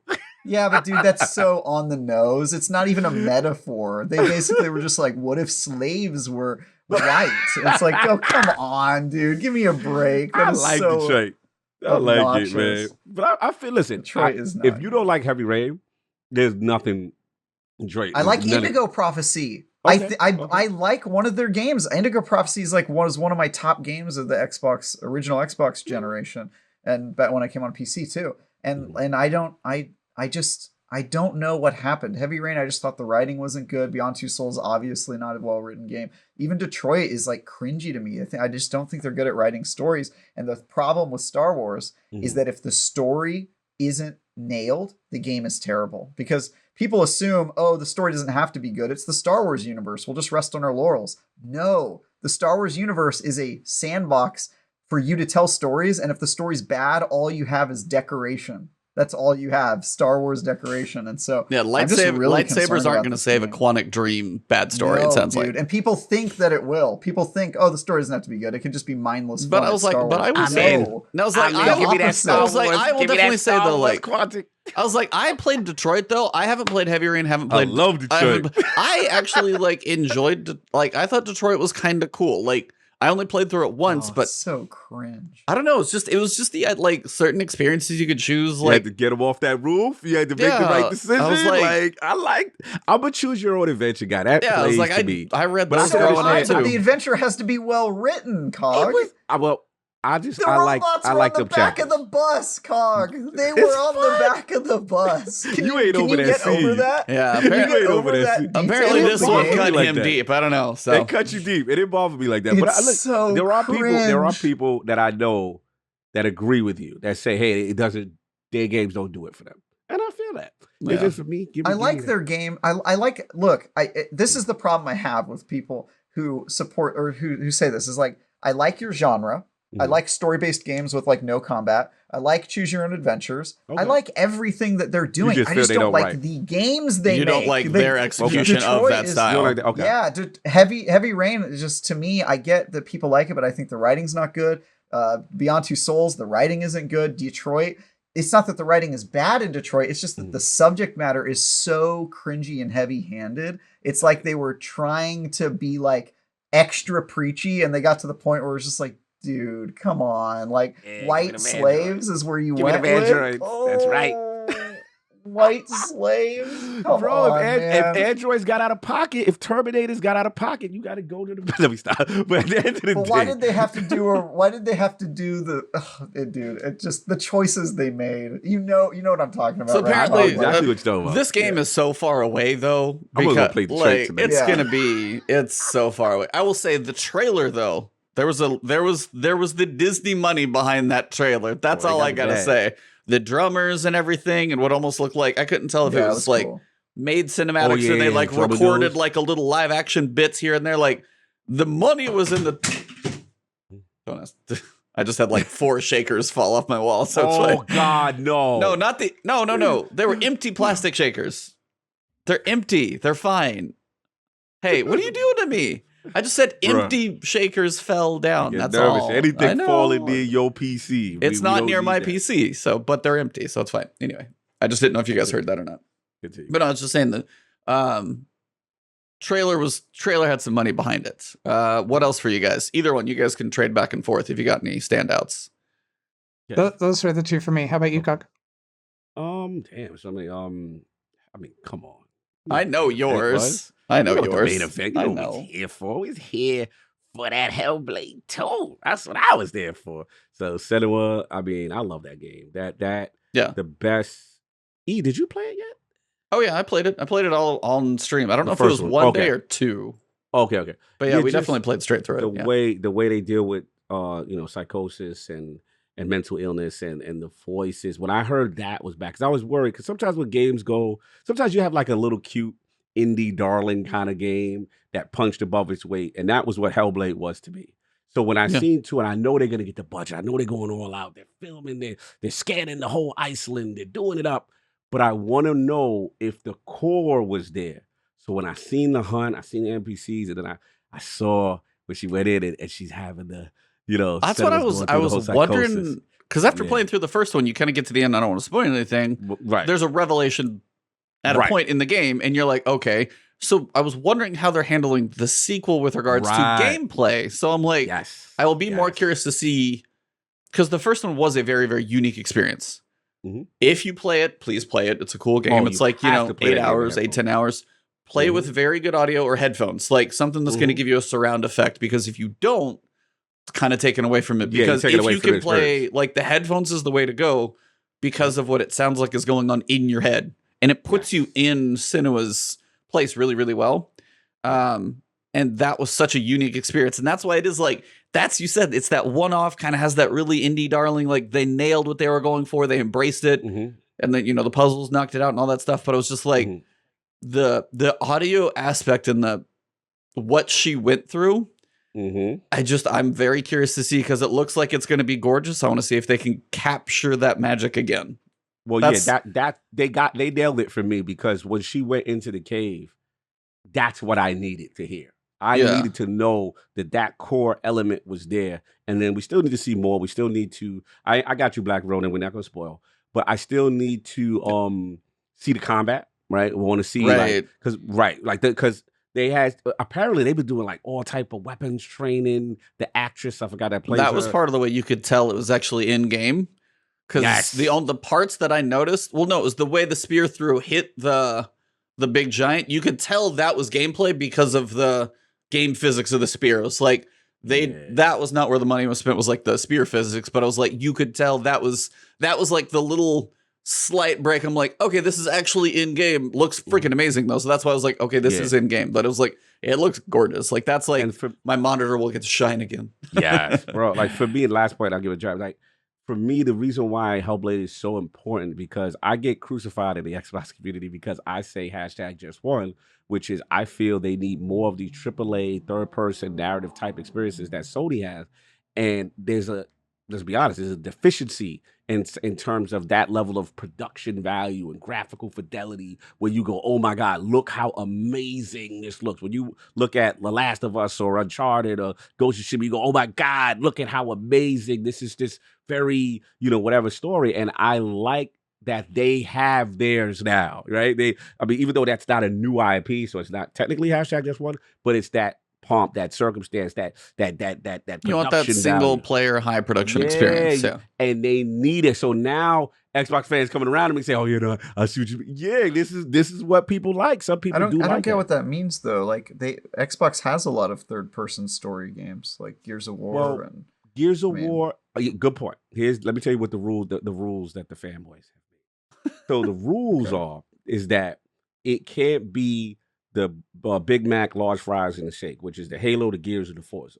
Those are the givens. But that's all Sony does. Sony does I know the hypocrisy. I know where you're going. I know it's hypocrisy. It's foolish. I'm just giving you fanboy logic, and I'm trying to explain it. So what it is those don't count, because for the fanboys, Xbox has to make a new game that is a new IP to then count, right? Even though these, you know, Xbox have a very diverse lineup, and PlayStation has these very story-like, amazing type games. So all I say to appease to the PlayStation fan who is interested in Xbox, but needs a game like that to come over, right? They need something that reminds them of an Uncharted or whatever to come over. And it has that very gripping narrative and looks like that. Hellblade 2 kind of fits that category where they go, oh, okay. That's what I need. I hate this entire argument and the solution to it. It's fine. Just don't overthink it. Don't overthink it. You'll be fine. I'm telling you, this is deep fanboy logic. I'm breaking it down. This is crazy to me that exists, because like, and also here's the other thing. Anytime Xbox tries to do what you're talking about, people don't play the game. Dude, remember what was the Quantum Break? Quantum Break, or what was the game where you the girl with the robots that Recore? Yeah, but they don't count that. The fanboys don't they didn't play that one either. Like they don't count that. They want to see bigger production value. People did not like Recore for some reason. I liked Recore. There was no Sad Dad. There was no AAA. There was no. They needed to be more. Yeah. And, I'm and telling you, that's what obviously they tell me. they don't count the Tomb Raider, which is just exactly They say Uncharted. that's exactly what it is, but they say that's not a new IP, and Xbox doesn't know how to create their own new IP franchise. I'm telling you what it is. These are the arguments they give. Nuts. So this is like created, ultra reaching. bro. I Wow. created hashtag just one for that purpose. But you're giving into their terrible premise of their question, which is that Xbox has that problem. Like we know it's fanboy. Anyway, I'm sure know you understand. But yeah, I know exactly what you mean. I know. I just laugh at it, but it's funny because as it happens, the goalposts move, and it's just funny to see this whole logic. That's all. Hey, all I can say is Perfect between Dark, is that going to be first person? Perfect Dark. No, that doesn't count. First person games don't count. That's I was like, we don't actually know what that's going to be yet. Insane metric, Cog. Yeah, that's going to be a while. No, all I can say is like between PlayStation and Xbox, it seems like the future is bright because you're not going to be bored if you're a gamer. Oh, you just have so much stuff to play. Dude. If you're a gamer, you got stuff to play. Yeah. Or you can just play Destiny like me. All I can say is like, I mean, you, Kevin, I will give you props because I have enjoyed Destiny more mixing other things in. And it's like, and if you enjoy Destiny as much as you do living in it, then more power to you. But I was like, I will say I actually enjoy Destiny more when I play and then take a little break. And then when I pick up and shoot a gun, as soon as I step back in, like every time I'm like, hey, I'm going to go play Fill in the Bank. Like I'm going to play Grime or I'm going to play whatever. And then I jump back in, I pick up a gun and I fire it at one fallen head and it pops. I'm like, there's that little dopamine hit again. I was like, so it's like, it just kind of refreshes that cycle. We talked about most of this last time. Cog, you got maybe one more that like stands out to you? Yeah, Elden Ring look great. Shoot me in the head. Yeah. I feel your pain, brother. I feel your pain. I'm trying to remember. It was so much stuff that was shown. I mean, I know I know you and I are Somerville fans. I know that's ours with Inside for sure. Huge Somerville fan. Cuphead. The Alan Wake 2 better have quality of life improvements because that first one I just played through and that did not age well. The Wonder Woman game. You know it the will. Woman because it's not because it's I know the Nemesis system, right? Yeah, Nemesis system. And see, technically, Trav, that's a hashtag just one. It would be a new IP, and if they follow, you want them to buy that though. You want them to get that exclusive. If they throw a bag, I ain't gonna say no. You know what I'm saying? But the Warhammer game I thought looked interesting, and I don't know what the gameplay is on that one, but yeah, and the cowboy game, the futuristic Evil West, yes, that looked cool. Forspoken, look, people hate. I like. No, I'm definitely playing Forspoken. It looks, it's like it looks. Looks like it will be a very fun, pretty game. And my intriguing thing is like the gameplay looks cool enough to keep it active. And then if the writing between the writers, because it is Gary Whitta, Amy Hennig, those two, like I'm like, damn. Because that's Rogue One and then Amy Hennig's all from Uncharted. Like put those two, I'm like, okay, I think they can hopefully write a story. So hopefully between those two. Yeah. So Forspoken looks cool. I will say the gameplay I looked at of some of the gameplay where she's running around doing some magic. Her little self-commentary, in my opinion, probably needs pulled back a little bit because she's like, oh, look at that. That's cool. Like, she's like almost like in revelation over what she's doing. I'm like, if it does it for like 25-hour story game or something, that's going to be a bit much. But I was like, overall, everything looks pretty cool. Like, generally, I'm looking forward to it. And it's in May. It doesn't have to be in February. Please stop putting stuff in February. Something is coming in February that's just going to die. Oh, what is it? Crossfire X? Is that right? I was like, why? I said it on screen. I was like, why? Did you, like, who's going to, and then they not on Game Pass. I was like, oh, y'all really try to get not on Game Pass and in February? No, you lost. Like, just move. Just, like, bro, just move. Somebody got to blink because it's just too much. Horizon, Elden Sadly, all three of those keep advertising that date. And I'm like, nobody's going to budge. I swear nobody's going to budge. No. I don't get it. I don't understand why. I think Crossfire X will actually do better than you guys think because it doesn't have a lot of overlap with any of the other games coming out in terms of audience. It's like the only like shooter, and it's got like a story-based shooter as well, and it looks has good. Multiplayer. Yeah, I actually think it's going to do better than you think. I think the real competition will be all the third-person adventure games that are coming out. Like Elden Ring is going to divide. Elden Ring and Horizon. Elden Ring and Horizon is going to be like, yeah. There's a lot of overlap in those player bases. I was like, you could technically burn Horizon in a week if you wanted to. But I was like, I can't do it in like 3 days and enjoy it. That's the difference. Like if I wanted to like play Horizon hard for a week on stream, be like, hey, Friday I play, next Friday it's Elden Ring. Technically, you could probably do that. But as Witch Queen sits in the middle of both of those, I'm screwed on either end. So anyway, my Cog, I'm sorry, I'm still stuck on this. What about Psychonauts 2? That meets all your requirements. No, not mine. No, People remember, don't like looking at that one. People don't like looking at that style. No, I'm just kidding. Does that one not count? Why does that one not count? They Why say Psychonauts 2? No, because they say the production values. That's indie. Oh my god!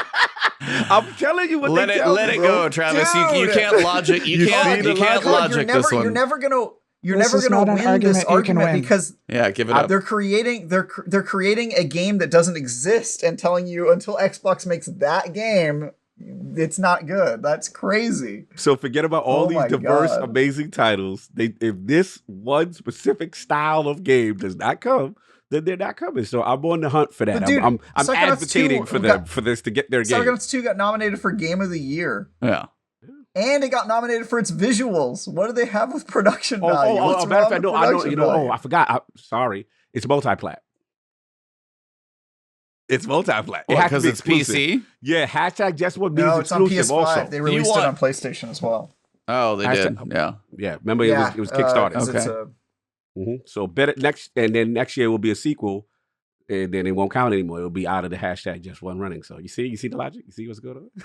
Anyway, Travis's head's gonna explode, and Cog's just gonna laugh while it I happens. hate this. That I've being never said, knew you there did is that. this game that we brought you guys to, and Yes, an yes, hour yes. and a half later, we are actually going to talk about this game About it. Kevin has put 5,000 hours into. If you guys enjoy the Destiny podcast, welcome to that section of the show.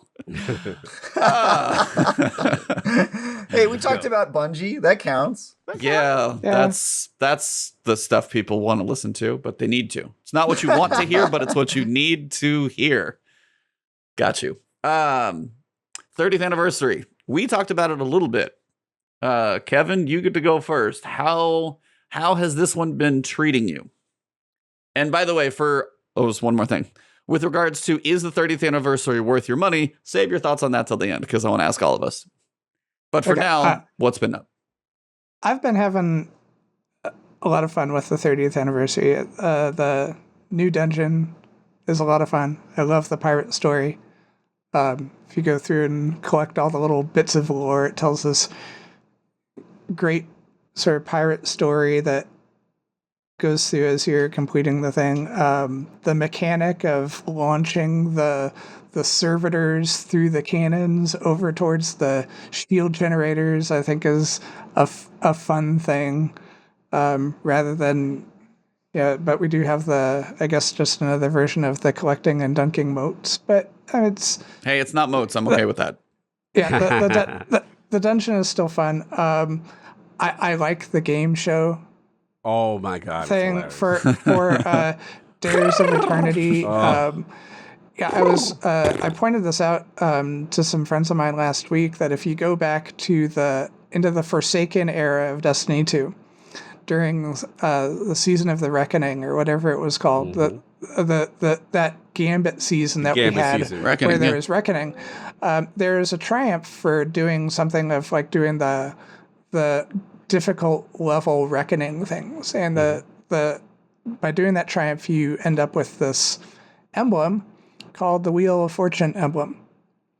So there's sort of been this idea of Xur and the Nine and game shows, that sort of goes back,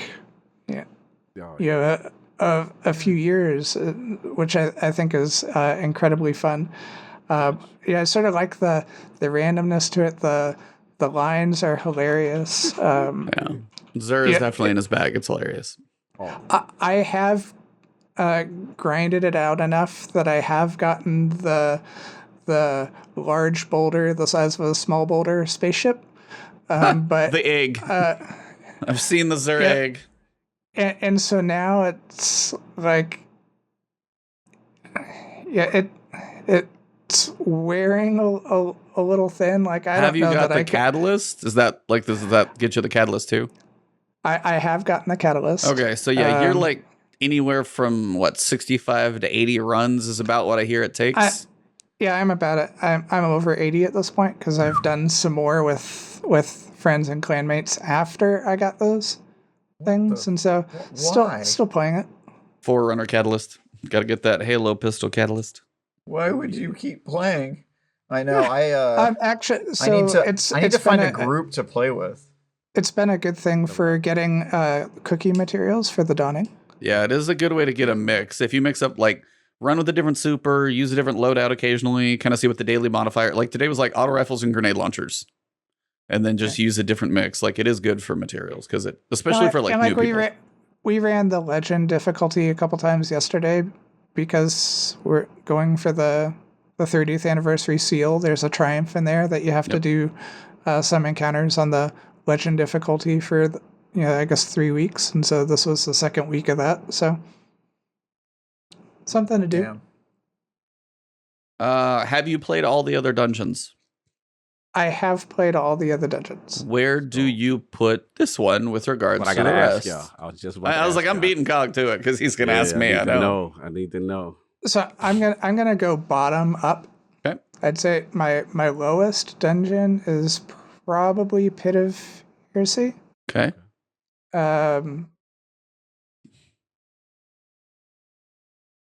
As much as I like the design of Shattered Throne, I'm probably gonna put it second. Oh, that's fair. You going with the prophecy, and then I'm gonna put this new one third, and I'm gonna put prophecy at the top.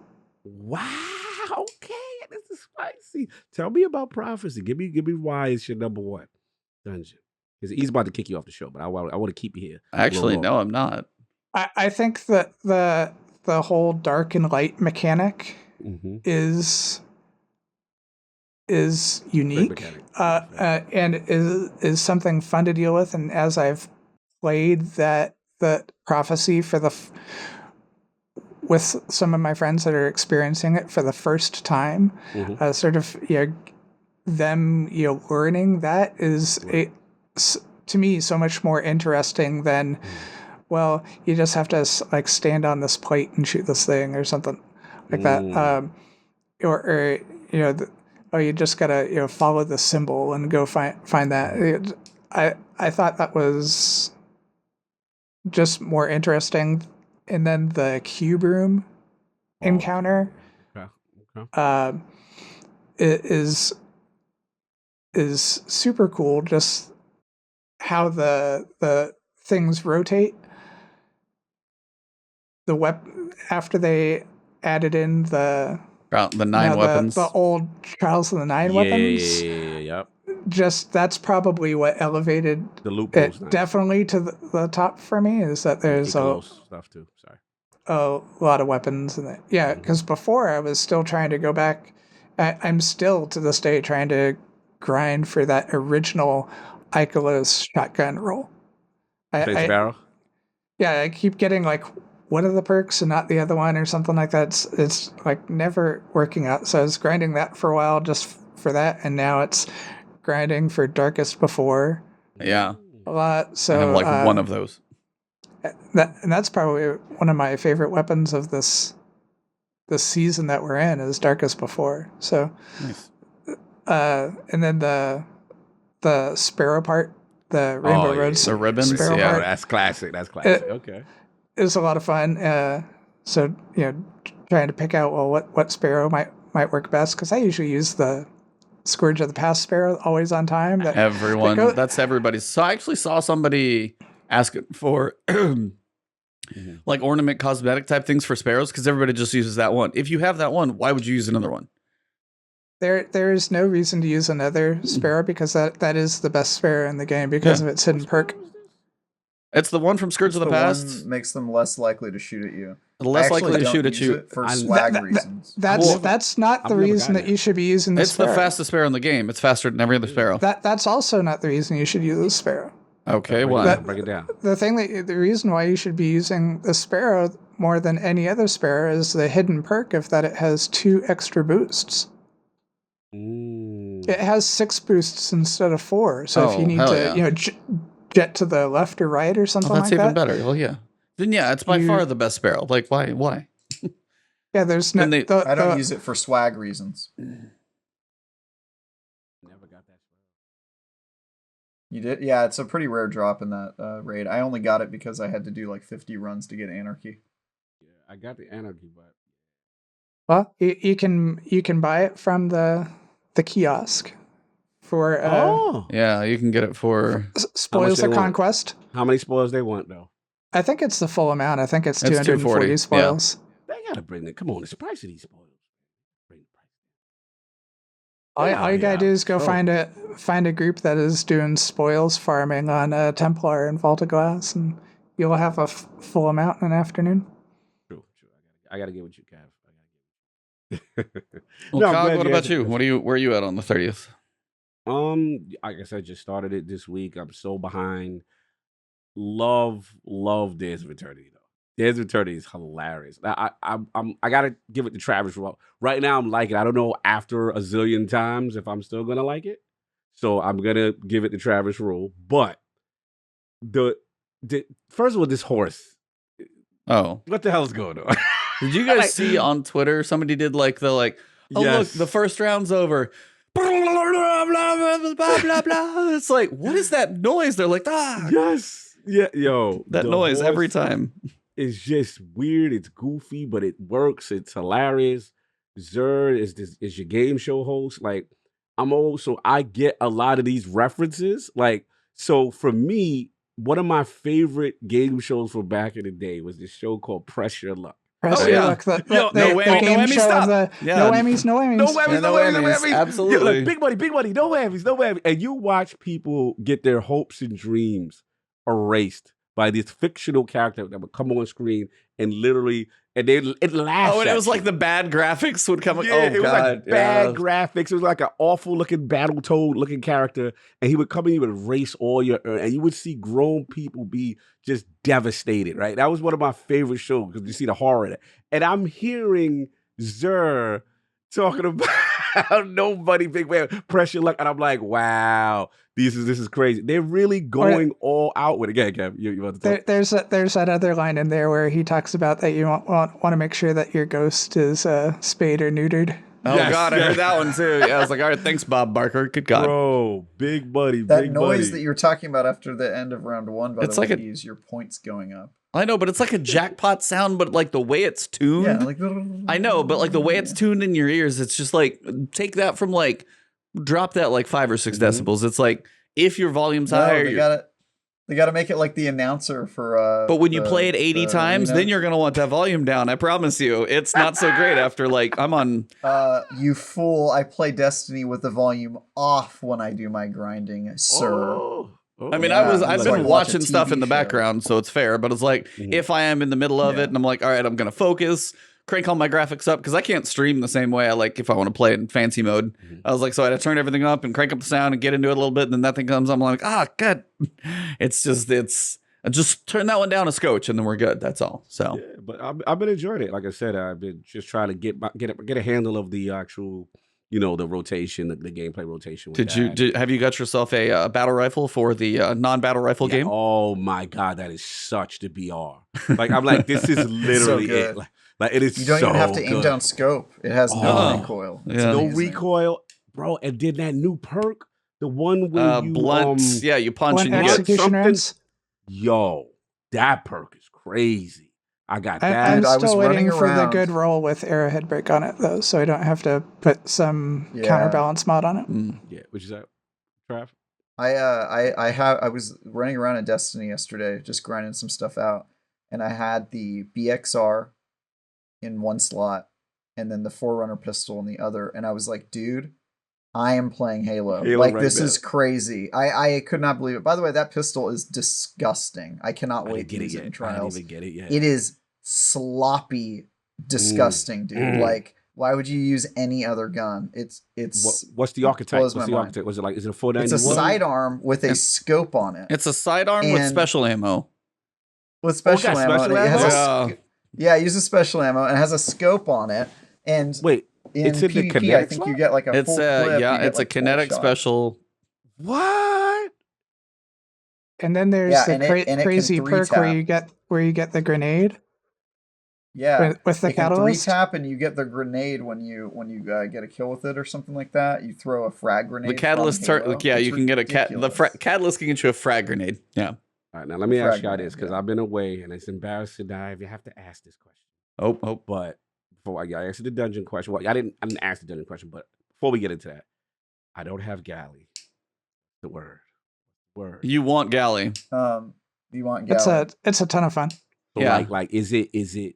Like, as someone who didn't play Destiny 1, what is it doing out here? It's very good. It's very good. It's never going to be, the only weapon to use. Like they'll never make it the only elite, but it, like, for ease of use, ease of use for what it can do. Yeah, it's very, very good. You 100% want this. What's the catalyst doing?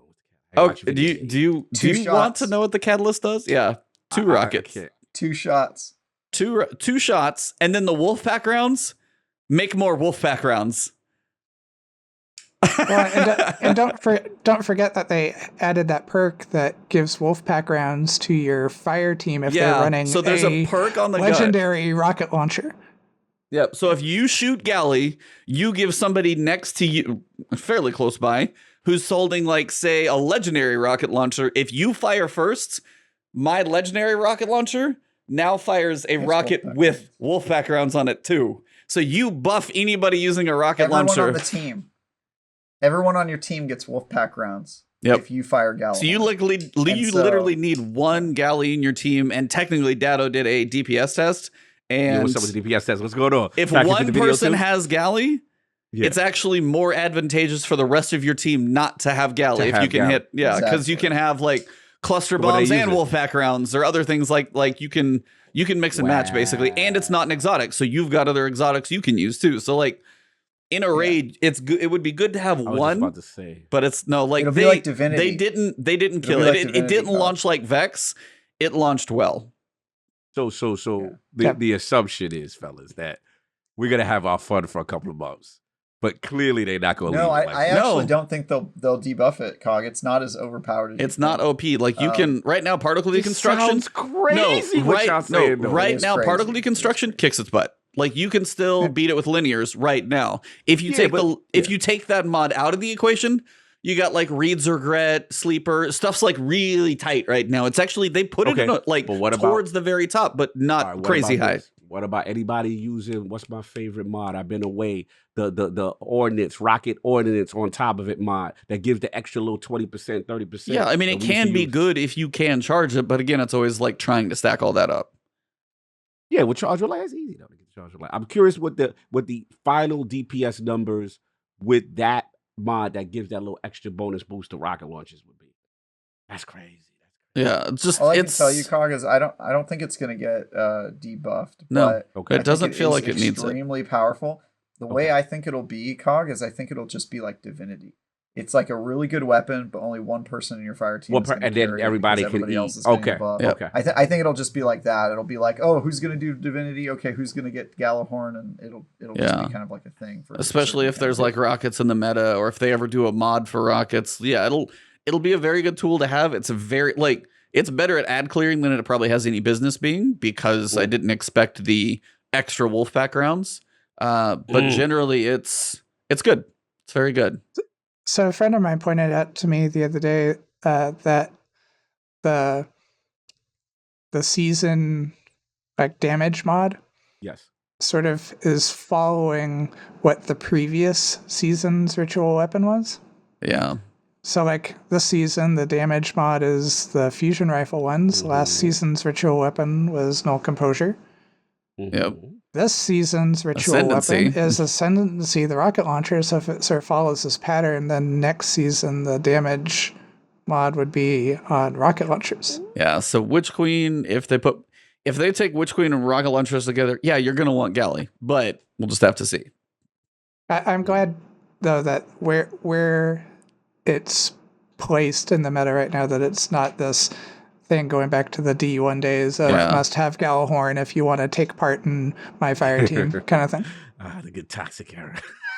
Yeah, so it's not that, but it's definitely worth the time to get, because you want it, and then getting the catalyst, not really too bad. So okay, I'm on it. I got your videos queued up, bro. Got just homework assignment. Make Yeah. college course to come back. There you go.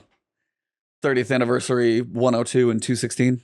You enrolled? That's it. Yep. I'm There you go. enrolled, man. Got my electives. I'm ready to rock. Nice. So you haven't touched the dungeon though, have you? No, I'm waiting. I think DJ hit me. He said he's got me because Okay. I didn't watch anything on it. Yeah, I was like, if you purposely Kevin stayed away. That's but good. I'm curious though, because this is you, and I have to ask. Like, do you want my thoughts before you play it? I want your thoughts. I want your thoughts. I need this. No, Kevin was actually probably close to where I would put them all. I think your list was actually. You don't got prophecy over no Shattered Throne. Don't you start. Don't you be nice because the guest here in front of company now. You being nice.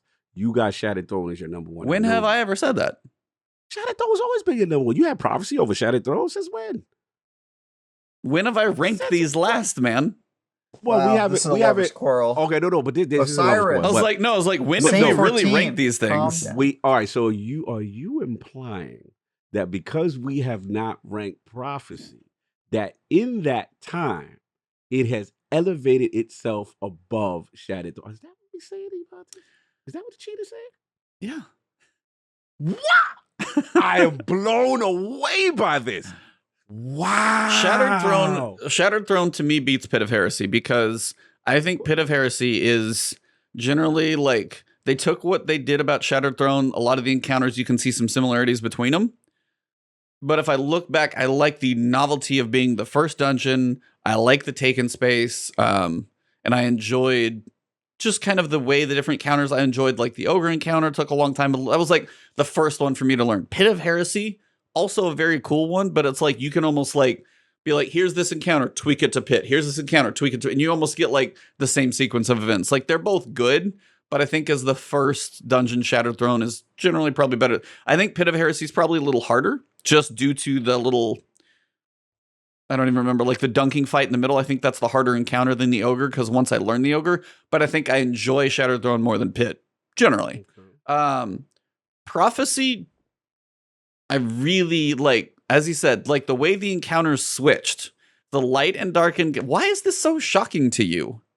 I cannot believe. I'm like blown away. Continue. Why though? Like he's gone for 1 week and he comes home and his lover has completely changed. Exactly. It's like, who is he? What happened? No, because you know what it is, Trav? It's like the reverence this man would have for Shattered Throne. What? Like, you don't understand. This man would talk so strong. Like, this is what I'm talking about, Carl. This beats any raid. Like, this is the solo experience I could do. Okay, first off, I've never said it beats any raid. Ever said that. I threw that part. Yeah, now you're making stuff up. At the end of the day, this man would blow me 8 about Shattered Throne. And I never knew it was defeated. It was quietly defeated. And I'm just shocked by this. Continue. No, but it's just like the experience of prophecy. Well, prophecy is the hardest of all 4. I will 100% say that. Definitely the final. So then I think triumphing over prophecy is part of what took it up in the ranks due to the aesthetic, because of all the worlds, the mechanic, the light and dark. While moats can be annoying, I still enjoy like the uniqueness of the mechanics. The way like the first boss fight with the rotating rings, as opposed like the Sparrow section is less frustrating than the one I'm not going to spoil for you coming up. Okay. But also like the uniqueness of the cube room, like trying to figure, like, I think the mechanics that were done in Prophecy were very, very unique. And what about the boss fight? For boss, for what? Shattered versus Prophecy, teleporting Cal versus the bosses and the witches. You like your witches, though. Well, there's a reason like Shattered Throne is above Pit of Heresy, because again, they both did the whole perspective thing. One went up, one went down. But like seeing the tower, and I swear when I go play on high fidelity mode with the new monitor, I can see farther away now, so it looks even better up there. Because I've been using the Shattered Throwaway for baking materials. Welcome to 4K HDR, sir. Welcome. We're glad to have you. Yeah, no kidding. Holy crap. But I think that boss fight is more intense than, say, Pit of Heresy. But the boss fight in Prophecy puts, like, every other boss fight, like, do them solo and tell me which boss fight is harder. because I can promise you the Prophecy boss fight to solo flawless, that was a pain in my butt. But when you actually do it, He's changed, Cog.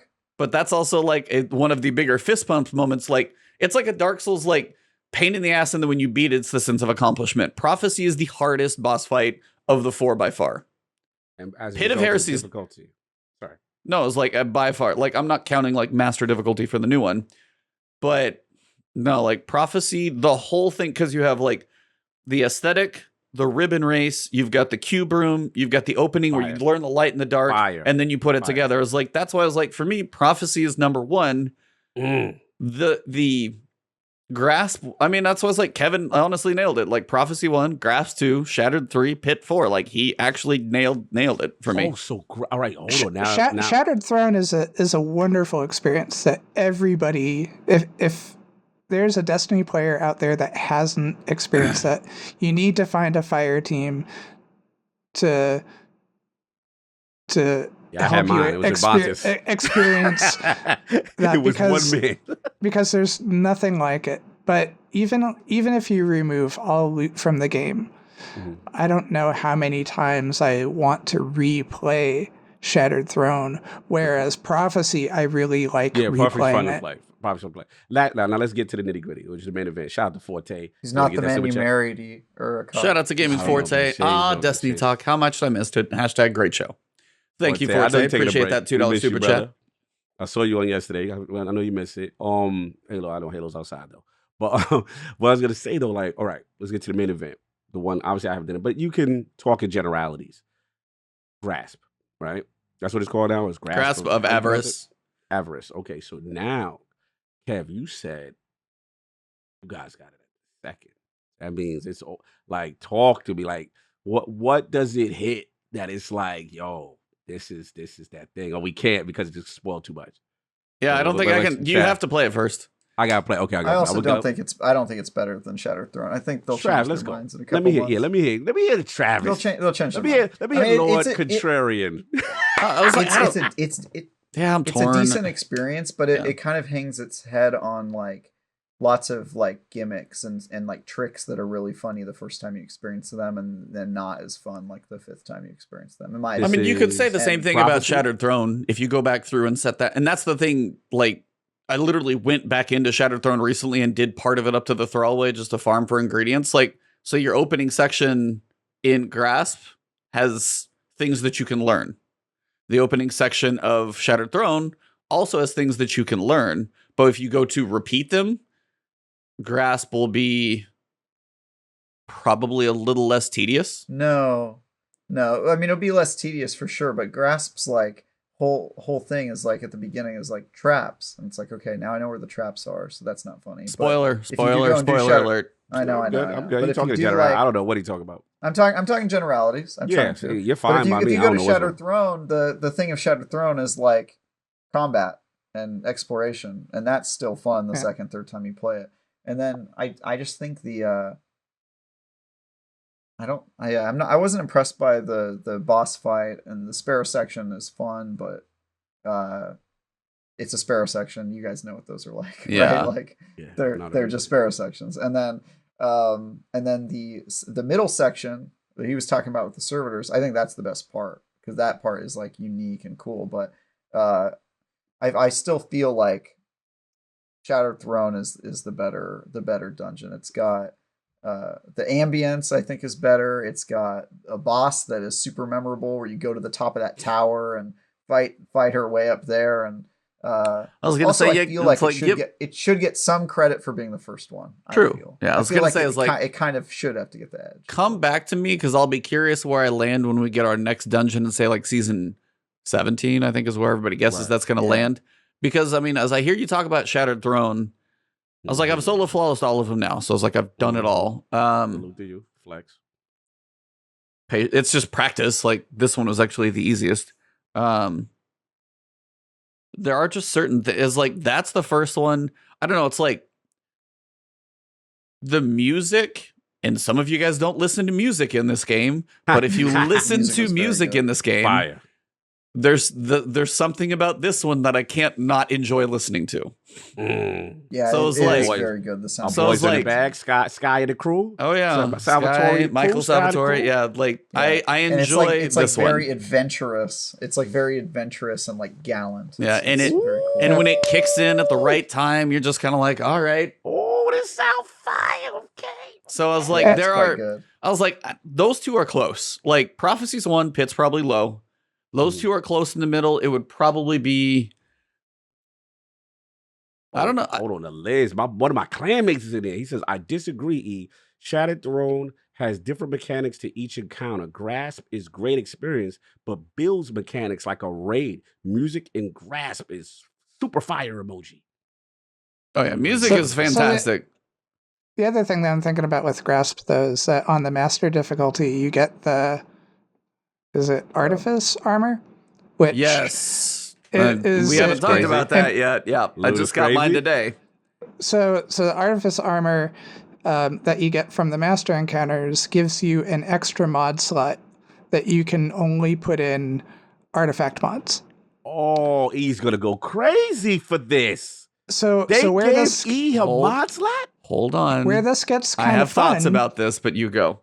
where this gets kind of fun is if you get the arms, like I got the arms on my Warlock, is that I can slot all 3 champion mods. Now, so I can have anti-barrier, overload, and unstoppable on my characters all at once without having to use like maybe some exotic that has an intrinsic one or something like that. Wow. Or if you get it on your class item, it means that you probably have a few more options there. See- You're still limited by having a maximum of 10 energy on That's your the half step right there. armor items. So you can't go too far, but there's going to be some interesting things that I think that you can do there. The only thing that's been frustrating with me around it is that most of the drops that I've gotten from that have been very low in total points. Like stats, I got yeah. a couple the other day that were under 60. I got a 59 Yeah. today, so that Yikes. actually annoyed me. Oh no! Wait. So, okay, I'm just going to say this right now because I Let's knew go. Cog Let's was going to go. be curious. Yes, we do get something called Artifice Armor. It has an extra slot that will take seasonal mods, the only ones that come from your artifact. So you have your 4 slots like you always do. You got your stats, 2 seasonal or the ones that fit in there, and then you got your combat style. You have 1 more on the end that will only take the artifact mods. Mhm. It's not a bad thing. Don't get me wrong. I like they the fact charge that it. They charge it for the. They charge it. No, for no, the- no. Charging Here's for it, cock. No, well, for Yeah. one, it is actually behind the paywall. So first, that's one thing we'll get to when we get to the discussion. But the Damn it, Bungie. but the other thing about it is, to me, is it's a half step. Because yeah, you gave me another slot, but now I have to spread the slots. I have to take the same butter and spread it thinner over that toast. Yeah. So- Should be free.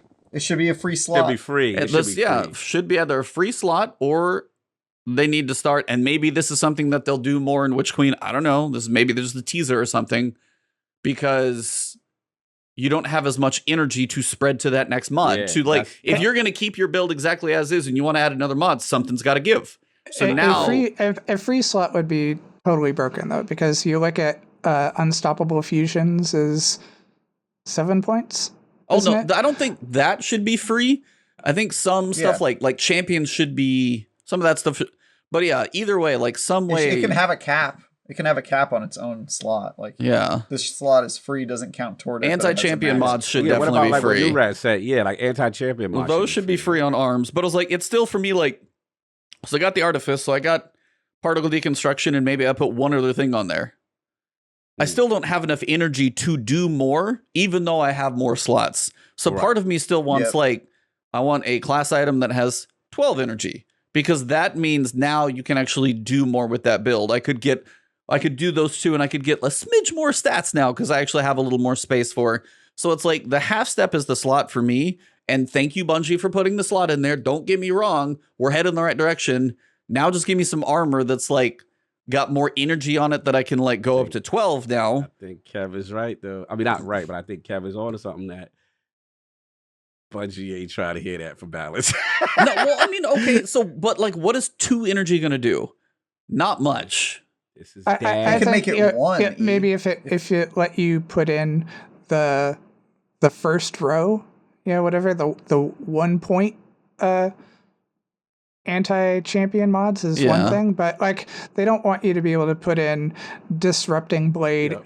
and Particle deconstructor.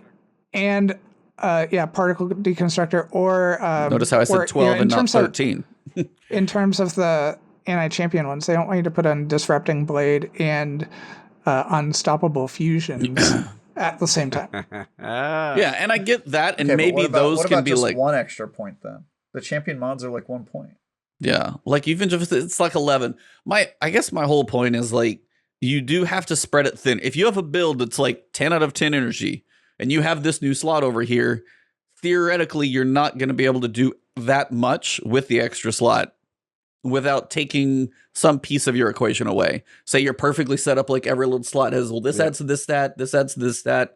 And that's all why. It's like if it was one more, even if it was 11, and you're like, I could go put that one other champion mod over there, like Kevin said, then you don't take anything away from your build. But if you use that extra slot, theoretically, it just stretches it a little thinner. That's all. I'm not saying it's all bad, and there is some potential. I just think I'd like to see smidge more. That's all I'm going for. The other thing that I think that is sort of interesting about this, though, is like right now the extra slot on your arms is really great because that's where all your anti-champion weapons go.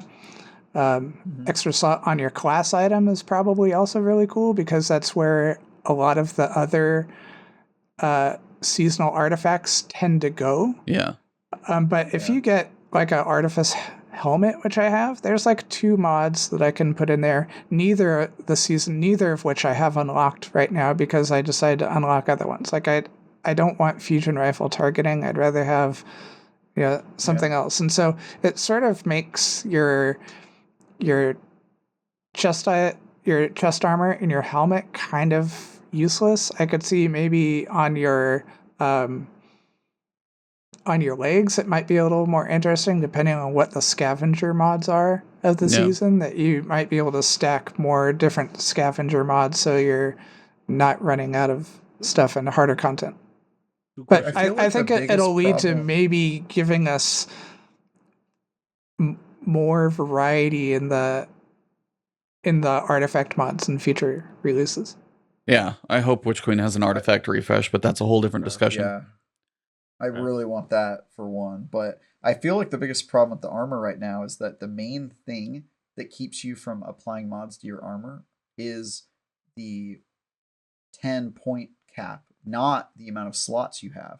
And you would think that the amount of slots would be the main thing keeping you from putting stuff in, unless you've got a crazy one like the one that costs 7 points, then you hit like the power cap. Yeah. But instead of it being the mod slots, most of the time, I don't even use all my mod slots because the main thing that's capping me is the damn point thing. And that just seems like they've got it backwards. It should be... Especially this past season where they increased the price. Yes. Yeah, it should be your armor has 3 slots. You get to choose 3 perks, period. Or you get to choose 3 perks unless one of the perks takes 2 slots, right? Because it's like an extra big one, like the fusion rifle one should just take up 2, right? But instead, it's like I'm almost never using all of the slots. Yeah, it's really almost never. Yeah, the thing that's I think holding me back, and this is I hope that we see a change with this in Witch Queen or some future release. But the thing that holds me back, I think, from build experimentation more is that I may have gotten a really great roll of armor. It's got like 25 recovery, 25 intellect, and maybe if it's my hunter, it's got a good amount of mobility in there too, or something like that. And I've masterworked it, and it's like, oh, you know what? I'd really like maybe I masterworked it for Arc, but I'd really like to run Protective Light on it, which is void, and it's going to cost me a whole a bunch of glow sticks and a golf ball to switch it over to something else. I hate that. That is the awful, cost of that is the thing that I think is the thing that's going to hold build crafting I'm back. with you, bro. I was like, that's why Outriders gets a lot of crap, but man, that was Yeah. Like just the mod switching in there was completely like if you would just have a slot, and I'm with you completely because I mean I Totally joke on like it. you need an arc set, you need a solar set, you need a void set, and theoretically now a stasis set. If you have all Yep. 4 of those sets, then you can mix it up. But it's just this weird like, and this is again when you think about a new player, it's like you try and tell a new player that they're going to need 20 golf balls to masterwork legendary sets. Don't even get started on exotics yet. Plus the prisms to level it up, and you need 1 different set. Well, what about these mods? Well, I got this mod. Why can't I see it? Well, you don't have that. That's on an arc. Like that's where it gets so convoluted with the armor. So no, and that's the thing. That's why I don't do it much either. Like I've slowly been building up like my pieces of armor where I have like an arc, a solar, and a void, and spent golf balls and built it up. But if you do have that one, you have it's hard enough to get the stat roll, as you said, and then you're like, I need to somehow get 2 more chests with the or now 3 more chests with that perfect roll for this class, so I can have all of those and still have some of the like. That's where you work so hard to get that one perfect roll, and you're like, well, what do I masterwork it in? Because now it's going to be stuck in arc, solar, void, or stasis forever. And so there's some great arc mods. Like you have things like Powerful Friends or Radiant Light, which give you extra buffs to other abilities when you have those equipped. So like Powerful Friends gives you a plus 20 to mobility. Radiant Light gives you a plus 20 to strength. And so you're thinking, hey, yeah, I want to use those because like especially like maybe in a PvP build, those are really great. But now you want to go over and be like, all right, now I want to make a Warmind cell build. And the better Warmind cell builds require that you, at least I think that I like running a solar Warmind build. But now I can't equip those solar mods. I'm left with the arc Warmind mods, which I don't like at all. Yeah. Let me. I gotta jump in because go. It's literally my frustration since coming back in 2 days. I've come back in 2 days, and I'm like, okay, what are we doing? Right, 2 days back, fresh. I get the what is it? The Zephyr sword, stasis sword. Ooh, okay. Slows on hit. Ooh, okay. I'm gonna start making my builds. So I'm sitting there and I'm like, wait a minute.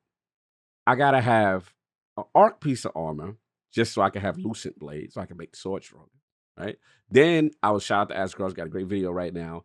There's a stasis mod that gives the build revolves around the shards. Yeah. The stasis shards and getting the stasis shards to make you very tanky, right?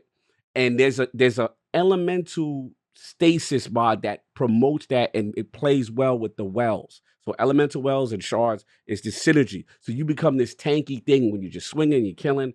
And I'm like, I gotta have like 5 different elements just to make this thing work. Yep. And I'm sitting there and I'm like, I don't even have all. And it was so frustrating that I can't do the Outriders and just say, switch. All right, you're stasis. Let me turn you to the solar. Hey, I need arc for this. I'm sitting there going through all these pieces of armor. And to Kevin's point, they discourage building. They discourage diverse build because the cost price is so high. Especially, I'm a guy, I waste, he hates me. I waste my material. If I like a build, I maximize that armor. I masterwork it. I'm giving glow sticks, golf balls. If it's something and I'm like, this is the stat roll and I like it, I'm doing it all, right? Now you telling me my masterwork, I got to literally play almost the same thing just to change the element? Yep. Of course I'm not going to be messing around with build diversity. Especially if it's like an exotic armor. Like let's say, how many golf balls is that? 3? If like let's say you're play Warlock a lot and you have a good Phoenix protocol that you've masterworked all the way, and then you're like, shout out to that ornament though. Shout Warlocks. Are we holy you never get to talk about bad armor looks again because you got the best ornament in the friggin' game. Tripped out here. They don't feel good to be on the winning fire. Woo! Shout out real quick to Zinthos. Thanks for the great content for the $10 super chat. Thank you very much, Zinthos. But we look good. Aren't you guys last place every year in the Solstice of Heroes? No, that ornament is friggin'. I'm like, I saw that ornament. I sent you guys the Carson Reed render of it too. Holy, dude, that dude's talented. But no, that ornament, I'm like, Okay, that's fantastic. Now that I ornament is saw legit. that and bought it right away. There was like And did you get the what's the grass? I mean the chest, the mantle of battle harmony, the new ornament. Did you see that one, Kevin? Oh, I got Yes. wait till you see my new pictures. I'll be styling on y'all on Twitter. Wait till you see what All right. I done It's created. okay, Bontus. Warlocks looking have forward to it. fashion, Titans have skill. This is the way. Wow. yeah, Titans have the worst jump though. Yes, salute them. Disagree. I was like, disagree, I'll actually. I'll actually, beat as a your warlock, warlock I'll jump disagree. anyway. I was like, Yeah, I hate you. flu.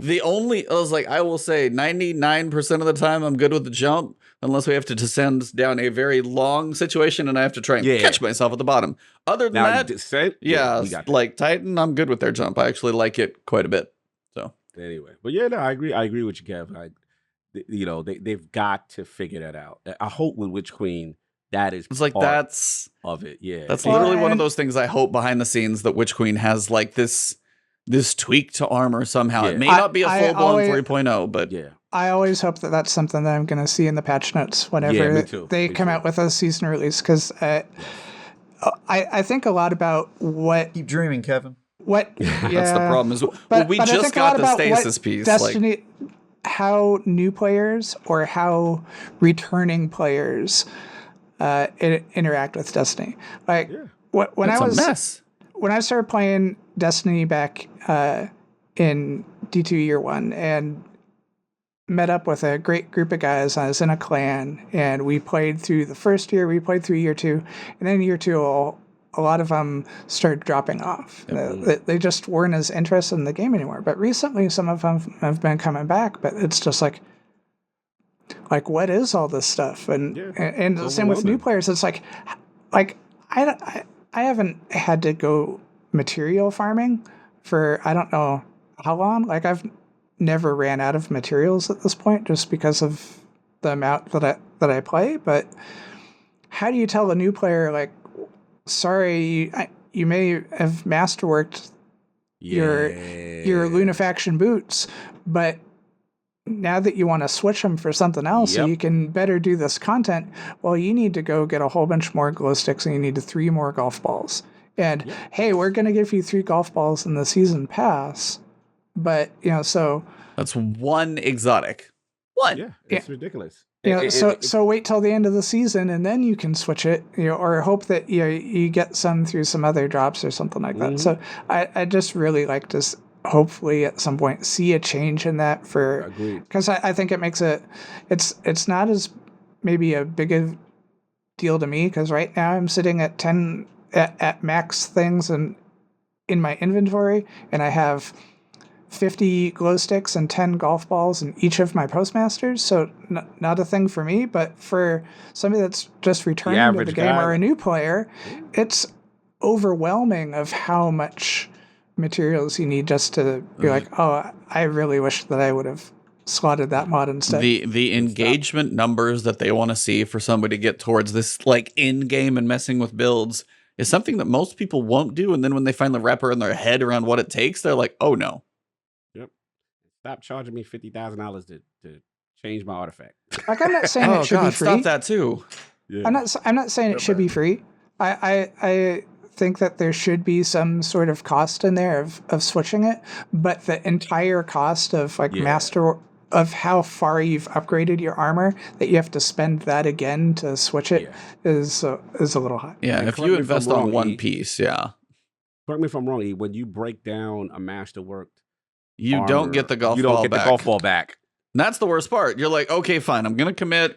I got something with actually better stats. Doesn't matter. You're still going to go have to get another golf ball. You'll get 7 prisms, I think. But I was like, you won't get the golf ball back, which is the hardest prisms. part. Yeah. So you won't get. And even if you dismantle an exotic that you've masterworked, you only get 1 golf ball back. Oh, you Of get the one 3. from an exotic. But yeah, it takes 3 to masterwork an exotic, though. Yeah. So you get versus 1 of the 3. So you still need 2 legendary. more. Yeah. And all you wanted to do is change the damn color. I mean, that's what it is. All they are doing is limiting you is like arc, solar, void. No, it's blue, You like orange, purple, now dark blue. I mean, it was a lot worse before when they had the thing of like where hand cannons and snipers like the targeting and reloaders only The worked lock. with void mods. Oh god, and yes.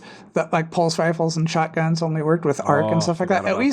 At least we've moved on from that. Yeah. But some of the other combat mods, like the Warmind ones, the Charged with Light mods, the well mods and stuff like that would be a whole lot more interesting if I could try them out more. Yeah, but all the time. Yeah, the combat mods. The problem is, it's like we recently got introduced to Stasis Armor. What, last season? Yeah. Maybe it's been fairly recent. So unfortunately, in my head, I'm like, well, if they put that in there, my guess is that it's probably not going away, which is what's unfortunate to just kind of come to the realization. But yeah, it's like, it is not newish friendly at all. And then I don't know if I told you guys, actually, whenever I was testing some new player quest for something, one of the quests as a new player that you're going through with Shaun, you get to a point where you need to like do a checkpoint. It's broken. The little GPS dot goes, go here, and then go back here, and then go here, and then go back here. And I had to go all the way back down almost outside to Shaun from like another part in the Cosmodrome to kick off a voice line to proceed in the quest. If I wouldn't have not looked it up. Wow. And apparently these comments had been like all this year. Like this is from this year. So like so I was like, so the new player experience, not the best, guys. Like not to call a spade. Yeah, it needs some help. I missed 1 month. I didn't know what the hell I was doing. Exactly. I'm going to say this one thing, but I don't want to go down a rabbit hole with this. But the other thing with like the introduction of a stasis armor thing is that I only have so much vault space, and now I need to have another elemental set of armor with like specific sort of stats for the 3 characters because I do play all 3. Yep. And I like so. Yeah, I mostly focus on my Titan, and my vault's full, so I would be really hurting if I was actually messing with all 3. And I got the sad reality of having to pay $40 because I forgot I didn't own Beyond Light on Xbox. Oh. Yeah, they was like, yo, you think... I was like, why can't... I said, what's going on with my stasis? How come I can't select it? I was like, yo, what's happening? And it can say, buy it now. And I'm like, wait a minute. Yeah, they gave that to you, and then they took it back. I never bought Beyond Light because it was free with Game Pass. So Game Pass went away, and Bungie was like, "Oh yeah, you want that? You want to do that? What's up?" You've had that year-long tease. Yeah, pay up. I was like, "Oh wow." I was able to use Aegis Scepter, so they didn't take that away. Yeah, they don't take the exotics, but yeah, the away. Subclasses. But yeah, Bungie had me at the checkout line so I could turn on stasis that I used to have. Can you picture the people who were like you but had been playing all year on Game Pass? And that, you know, whether they bought the seasons or not, but they hadn't bought Forsaken either, and they just lost their middle tree subclasses too? The middle tree subclasses left with Forsaken and Shadowkeep. So if like Game Pass, you just lost Stasis and the middle tree subclasses, you're like, I just lost half the damn game. What the hell just happened? Yeah, I could totally see someone saying, somebody be like, I'm done. I'm out. Yeah, I could totally see someone say that, but just had to let y'all know. No, that's a prime example of why that was not great. Like, I don't know. I mean, there were some sales for it. Sure, you could get it for like $32 for like all of them, but yeah. Anywho, so 30th anniversary, we gotta wait for Cog to play the dungeon, and then we will get that one post-holiday break. Last piece, Dawning. Who wants to talk about it first? We're gonna go guest because Kevin, this is your first event, and you have some nostalgia for it. And then, of course, Cog is smiling ear to ear. So, who's first? Go. I'll start out by saying I think that the armor sets this time are the best that we've seen of the Dawning sets, the ornaments. Be clear, Warlocks. The Warlocks are great, but I actually really if I were to rank them, it'd be Warlock, Titan, and then Hunter probably on the bottom of the 3. But Hunter's on the bottom sounds about right. Fun. One thing that I think as a continuing player that I like about the Dawning is that it rewards you being a continuing player. Ding, ding, ding, ding, ding, ding. That when I started on Tuesday, my wife and I logged in, we went and picked up the quest from Eva, and all we had to do was learn 2 new cookie recipes to be able to masterwork our oven and to be able to continue doing other ship. things versus that it's rewarded me from doing that cookie baking from years past. Yeah, no, that's true, because the ship as well gives you benefits while you play this time around. Yeah, and that's the ship. One thing I'll point out that I totally forgot about this when I was playing last night, though, when I switched over to another character, is that if you masterwork your oven on one character, it has not masterworked your oven on the other character, even though you may be able to. So before you go baking a whole bunch of cookies, just go over there and click the button to masterwork it. Otherwise, you're easy to gonna, do. You just got to remember. You just got to remember. Yeah. You don't have to go through any extra steps, but you remember to do it. Yeah. Otherwise, you're going to be spending 15 essence instead of 10, and that adds up after a bit. Yep. Absolutely. Cog. Yeah. I love it. Snowballs and shiny armor. Yeah, I've always been a dawning guy. That's my favorite event. I do. I like it. I like the whole New Year's thing. It's festive. You got the snowball, and we cannot look. We can't even lie now. We can't front. Dawning armor historically has always been, out of all the seasonal events, has always been the best armor. Usually that, the ship, what Trav, what's going up against the dawning armor, Trav? What you shaking your head about, Trav? What's your favorite seasonal event? What's your favorite seasonal event? I will say, if you say Revelry, you will become a guest on the podcast. I'm curious. What's his thing? What you like? I want to hear this, Travis. I want to hear this. I think all the seasonal armor's bad, including the dawning armor. You just think the season better? You just like the? Yeah, I just think seasonal armor is like tacky. It's like wearing a sequence, to prom. It's like, you got too much hate in your heart. You need to spread the cheer, I know I brother. don't have hate in my I kind of have hate in my heart for prom, to be honest. I was like, we'll be honest, there's a little in there probably. To be fair, you be excluded from 30 years of Christmases and then try to enjoy the dawning as an event. And that's fair. I don't have a good relationship with Christmas in real life. We got history there. You don't understand. We actually very parallel. We have parallel stuff. Yeah, but I grew up in a JW household, so I didn't have that either. I didn't have none of that. So Christmas meant absolutely nothing. All my friends had all that. It was nothing for me. So we actually shared. You should be my ally then. Why are you giving in to the because he likes bling. It's simple. He likes bling. It suits my personality. First of all, the armor looks fly. Have you seen their logo, by the way? It's a big ass shiny gold. Like as a warlock, I want to look good. So every time the dawning come around, gold I'm like, chains. This is and the warlock armor is always the best of the three. Warlock's always the best. Then the ships are fire. Then it's like, even though I'm not, the Christmas spirit guy, I think it plays well for people who's into it. So it's like, you got the little sparrow with the little Santa Claus thing with the glimmery What did we get this time? Polar Express Sparrow this time, I think we got. Yeah, like they do goofy things. I ain't gonna lie. Snowballs and the strikes and everywhere, that is for me. I wish they did more of that type of stuff with the seasonals, honestly. I think that's cool. That's cool. That has like a gameplay element to it. I think that's cool. Let me tell you what I just think everything else is like obnoxious. I think Christmas is obnoxious. I guess it's my and that's fair. It's not your holiday. I got you. I got you. Let me tell you where it was for me. When Dawning first came out, right? I didn't know about any of that stuff. So I'm Mr. Config. I'm by my vault. I'm just standing there minding my business, and I hear, and I'm like, yo, what is going on? I'm like, why is my screen frozen? And people are just pelting me, random dudes at the top. I'm like, oh, this is, all right, now it's on. When I see you, and I created my own mini game chasing other Guardians that pelted me with snowballs while I was at the vault. I thought it was the funniest thing ever. So it's just the foolishness. And then I do feel like they had a couple of good weapons one year. They had the, did what you call it happen in the dawn in the machine gun? That was no, Avalanche is the machine gun. Cold Front's the SMG.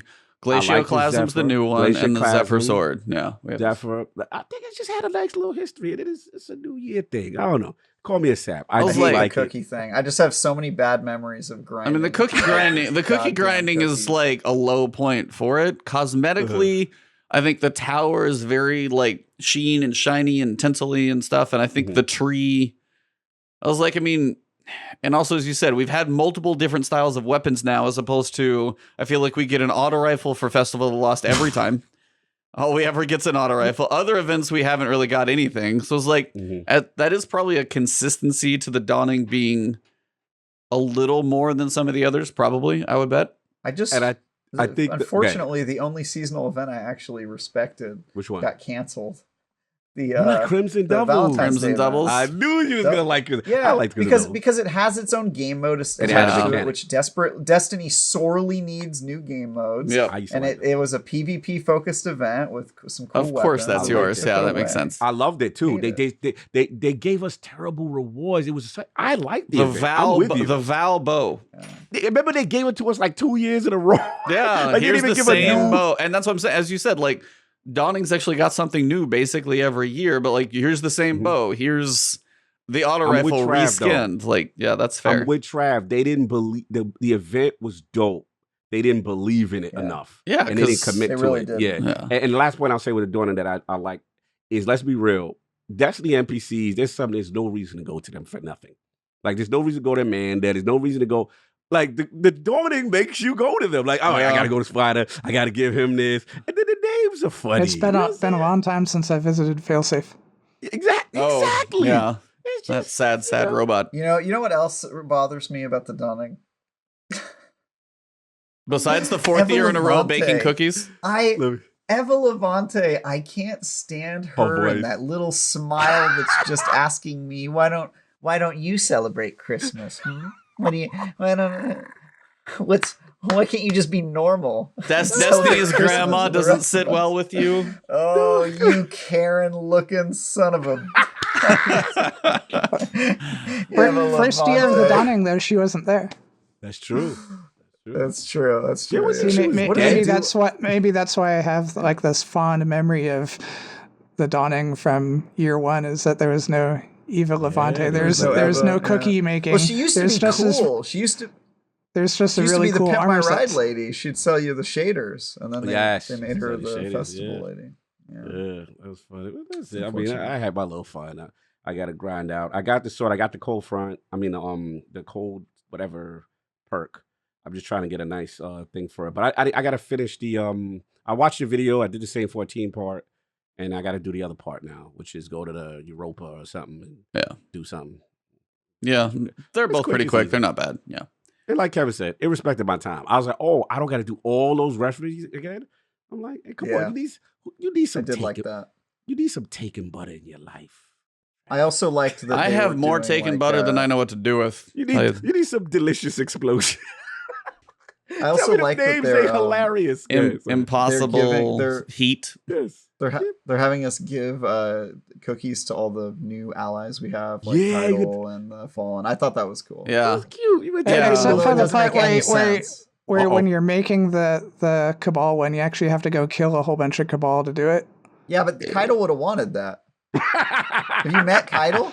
Of course she wants her ingredients to involve killing her own people. That was her entire season. Her entire season was like, kill all my friends and I'll respect you. Yes. And then here's the Toro Batal Cabernet. It's like like sludgy blood. And she's like, yes, this is what I was hoping for. And you're like, what is wrong with you, lady? Hammer proving. No.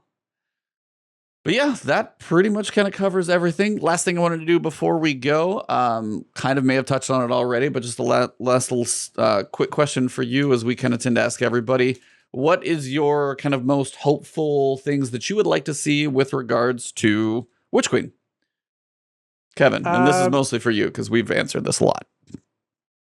I think, going back on one of the things I just said, that I hope that they make build crafting cheaper.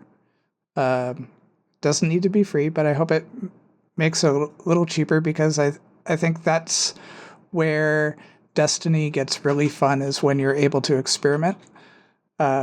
If you're just locked into playing the same way, I can not surprised that somebody might get bored playing Destiny after a while. And so I think that's the way to keep Destiny interesting, is try different characters, try different builds, but if it's cost prohibitive, why would you? But looking forward to a new weapon type, with the glaive thing, with the firing a thing and meleeing and having a shield. element to it sounds fun. I'm hoping that maybe one of these days, like maybe before February, we'll learn more about weapon crafting. Oh, 'Cause, I'm afraid to learn about that, honestly, because I'm afraid it's going to let me down. I am too, but I know at the same time that they're saying that based on some of the interviews that I read, that this is also their answer to the vault space problem. So Crossing my fingers. I'm hoping that it's not horrible, but I'm hoping that we don't wait until mid-February to learn more about that. Yeah, that's fair. And that makes sense. Yeah, it's like the crafting, especially as much time as you spent in the game, you just like more options for experimentation makes your time in the game a little easier to have fun with, as opposed to be like, oh, I got a new piece of armor that's got some good stats and I'm going to work on a stasis build. Let me go run 70 more Grandmaster Nightfall so I can get enough materials for this thing. It's like, that's not what you want to do. So I'm hoping for the same between the vault space and crafting not being terrible. I'm hoping it's not like, if they introduce anything that's like, here's easier crafting that you can do through Tess Avarice, I think people will lose their mind if it's got the transmog, you can pay to do this faster thing. But I just don't know what to. I don't know. Again. Yeah, one of the things that I wonder about with crafting, and this is why I want to hear more of it, is, and maybe Travis, I'll ask this question of you, is if you already have, say, your God roll hand cannon that you really like using, what is going to make you switch to some weapon that you have to do crafting things to be able to make it just as good as the one that you're already using? Yeah, I mean, that's a great question. I've been wondering myself how they're going to change weapons to make that make sense, because for people who've already grinded, this will basically just be a new way to get God rolls for those that don't have them. So my assumption is that they're probably going to change something about weapons that make these new crafted ones better than ones that have come before, or something. Well, it's not just that it needs to be better, because then you get into that whole power creep issue. Yeah. It could also be new perks. That would be interesting to me. If there's perks you can only get through crafting, I think that'd be a good way to do it. But I think you can't be rewarded a weapon that then you have to go through a whole upgrade progress to see its potential. Because then if you're out this week grinding the new dungeon and you have your God roll Ice Luna that you want to be using in PvP in the Crucible, why would you use a weapon that doesn't maybe have any perks? So I gotta think that as you're getting these new weapons that will have the build crafting, which I didn't think that they said all weapons, but they said certainly that their glaive and the raid weapons were going to be this way. It sounded like the Witch Queen related weapons, like Season 16 and Witch Queen. They would do like future seasons and old seasons later, but it sounds like what launches when Witch Queen sounds like it's going to be crafting related, if I remember that quote correctly. So I got to think that like when you get a weapon drop in Witch Queen, that it's going to have like some perks on it and it's going to be a usable weapon. Not something that's like, all right, well, here's a gun and now I have to go through who knows how many hours to upgrade it to make it me even want to consider using it instead of one of the 300 weapons I already have. Yeah, it's got to drop with something, and hopefully you get something reasonable. I would imagine it's going to have some random roll, but also I think the perk slots might look different. So maybe you can, when it comes to crafting, you can maybe slot maybe it's got to be something like that. Because as you said, if I get a raid weapon, it's got to be a decent drop for me to use the archetype, and then to change my version of it, hopefully, is something we can refine to be better and better. I agree. Yeah, it better not drop as a white frame. Yeah, but the reality of this too is that if it's not clear already, I really like playing Destiny. So really, didn't know that. So they're really gonna have to make some missteps for me to be like, I think I'm gonna go play something else. Yeah, like I forget, I didn't mention it in the Game Awards segment because I don't know that it didn't really have a reveal or a segment in there. But there's the Tiny Tina Wonderlands game, which as a Borderlands fan, I'm totally interested in. But yeah, there's no other game at this point that's going to pull me away from Destiny. I can't imagine what sort of missteps that they'd have to do outside of adding NFTs. Yeah, or something like that. Of all things, guys, yeah, don't do that one. Don't do that one. Which, that would be like the thing of like, all right, or if they were, the scandal stuff got to like Activision levels or something like that. But with regards to the NFTs, though, you'd actually be probably sitting pretty with your 5,000 hours. You might be able to get one of those special things because from what I've heard, some of them take like 600 hours on an upcoming game, so you're good. So what was that game that had the NFTs that were added recently? I can't remember. I don't know. I know. They just removed it. It's one of Ubisoft's games. It's the Ubisoft game, and so apparently there's some people that have already earned these, and so there's the marketplace out there trying to sell them. There's people trying to sell them for anywhere from like $400 up to like $200,000, but the people that are going and bidding on them are like the highest bid is like $20. Like nobody wants these. So yeah, and then Stalker, unfortunately. Kevin, I bet I can come up with 50 ways that Destiny could do something that would make you stop playing. Just off the top of my head, it wouldn't even really be hard. Don't open that Pandora's box, please. I'm sure that they we could do. Microtransactions now apply to bullets. Each bullet is 10 cents.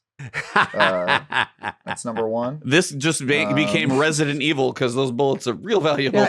Yeah, if it was a thing like your weapon broke after a while and like you couldn't repair it, something that would hurt my time investment. There's things that would drive me away. But you would love that. I'm just saying that there's no other game right now that is competing for my time. Well, that's the whole power creep debate when you actually said, being able to have crafting weapons, having specific perks. I still they've continued to get a little creative, but as we still have 3 more years, I'm wondering how much more horizontal movement we have in perks here, because at some point I feel like you can only modify so much stuff. Like we get a new subclass in, what is it? Lightfall, is that what it's going to be, the subclass possibly? Maybe you'll have some more functionality, but I was like, right now it's like there's only, because right now you've got now Adrenaline Junkie. It's like, okay, basically it's like, well, so here's some Grenade. things that I think that are easy to add. Is I'm not sure why we haven't seen the melee equivalent of Demolitionist in a weapon outside of Monte Carlo. Probably will. I think some sort of perk that, by, getting kills or something like that restores doing some amount of damage restores your melee ability. Sadly, because then Monte Carlo is useless. Well, Monte Carlo has the perk that with a single kill you can restore it right away on a chance. The other thing is, and I'm not sure, I would totally like to see this on other weapon archetypes, but the thing that we see on Hardlight and Borealis of being able to switch between all the shield types. It's like a universal weapon style or something. I wouldn't mind seeing a pulse rifle that did that, or a scout rifle. I think that's a sort of a, hey, we can make a weapon and add that as a perk to other archetypes. I would immediately people would scream at Bungie, you're just copying those two and putting them on a different archetype. That's exactly this is just like hard rifle or hard light pulse. Oh, this is just hard light scout.